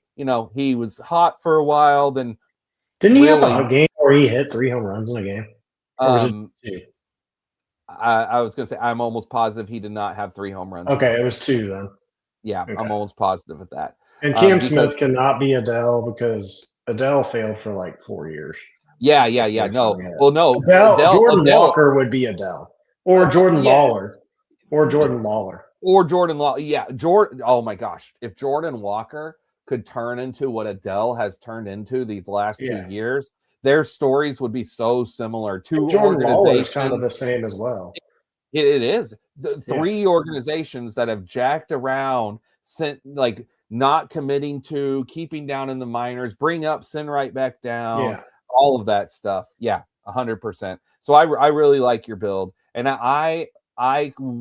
probably will hugely regret not drafting Mason Wynn. I have 0 dinger Mason Wynn with all of my other late Cardinals. I never mix him in, and he's a good pick. So because I I mean, he's really, boring really as like hell, but I I drafted him. really like Mason Wynn. And I take Mason Wynn on NFBC, but again, it's one of those where there are guys like that who, if they don't have a lot of power, they just don't kind of stand out to me at the end versus the other guys that I know. Because the thing with the power is that I know those can be the big impact spike weeks, which is those. It's where my brain goes with late picks. I want guys that could help make a big impact and not just chip in little weeks of points here and there. You know what I mean? But Yeah, Win has the upside where he could break out and really expand his offensive he game. could be That's Zach what Nato. Cam Smith could He could also be Zach do. Nato. He could be Zach Neto. It's a great Yeah. comparison. It's a great comparison. Okay. And then we'll close out with my build here. I definitely like this one more than the last from the pitching staff perspective. I did not stick with the all lefty theme, but to be honest with you, I also forgot about that ever since I made the comment. So we just moved on. You then went all righties. I After then you went went all all right. lefties, you went all righties.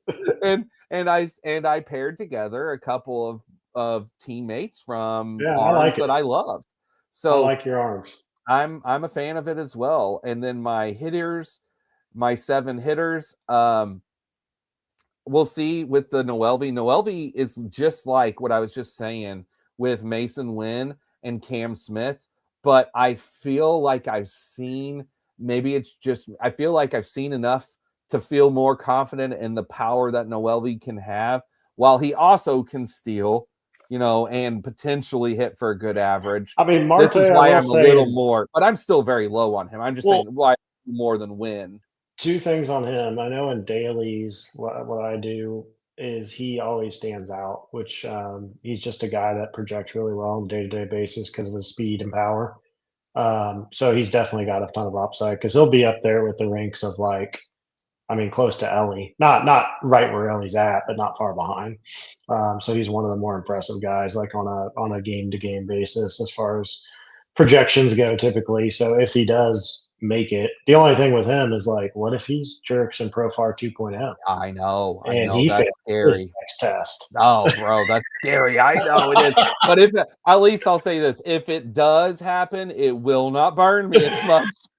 I'm more just messing around with that one, Uh, but I'm at 6.4% in the dinger. Here's where it would burn me. I have been pretty high on drafting Noelvi over on the NFBC side, where he has okay, third base outfield, and the steals matter that much more because it's Roto. The power speed matters even that much more in Roto. So yeah, he could burn me over there. Over here, it would sting. I'll say that. And then my outfield, Tucker, Roman Anthony, Bellinger, O'Neal Cruz, Dalen Lyle, and Marcell Ozuna. I ended up not getting another pirate piece. I did that thinking maybe I would add another pirate piece. It didn't happen. It's okay. I like my team. yeah, This is I like this it. is a good, solid build. I like it. And I do the power. I have the McGonagall. I have power. So yeah, that was a good fun team. So well, Brad, buddy, I think we covered everyone, right? Did we Yeah, get all the teams? I think we did. So Yeah. yeah. Beautiful. Yeah, Junior says Cam Smith feels like Adele from last year. Yeah, it does. Yep, just kind of like calling out Mason Wynn being the theoretical Zach Neto type of thing. I agree. But yeah, so Brad, tomorrow I'm going to be coming on doing one more stream. I'm going to come on tomorrow, probably around because I'm doing the draft, my draft champion at 9 p.m. Central. I need to be done with my underdog stream at least 30 minutes before so that I can grab a bite to eat, get ready because I'll be drafting until 2:30 in the morning. So go get a coffee. So I need to start my stream tomorrow, probably around 6:30 to 7. And I may only have one draft left to do because I only have two left to do now, and I might be doing one in the morning, depending on how I feel. It's going to be hard for me to not wake up tomorrow morning on my first day of vacation and not do a draft. I'm going to really want to. We'll see if I can I, fight the urge. yeah, I have to But do it tomorrow because I got to catch up. you have to. You'll be drafting most of the day. Yeah. But I'm going to try and have Duggar. I'm going to see if Corey, I'm going to see anyone that can jump on. And Brad, if you're free tomorrow night and you're around, if you want to jump back on with us for the final draft, we're gonna try and just have a good time and celebrate number 150 here on the channel. And if you can't, no big deal. But I'll either see you on here or we will see you the next time. Okay. But Brad, thank you so much for coming on and joining tonight. And I've had a great time drafting. It's been so nice to meet you in this draft season and over on Stacking Dingers and drafting with you on your shows and you coming on here. And next year we're going to keep doing this. So we'll be back doing this again next winter. Thanks, man. I appreciate you having me, and I appreciate you calling it my show, but I think it's Jason's show because his name comes first. But yeah, Your he guys' lets show. me jump on. But yeah, no, it's super fun, super fun. And maybe next year, whenever you're on, maybe I'll have an intro song for myself. We'll see. We'll see if we get an intro song for See if the you can show. figure it out in a year. But all right. Well, guys, hey, until tomorrow, keep drafting. Brad, you in particular, get to drafting. Yeah, I know. I will. All right. See you guys. Bye. Bye.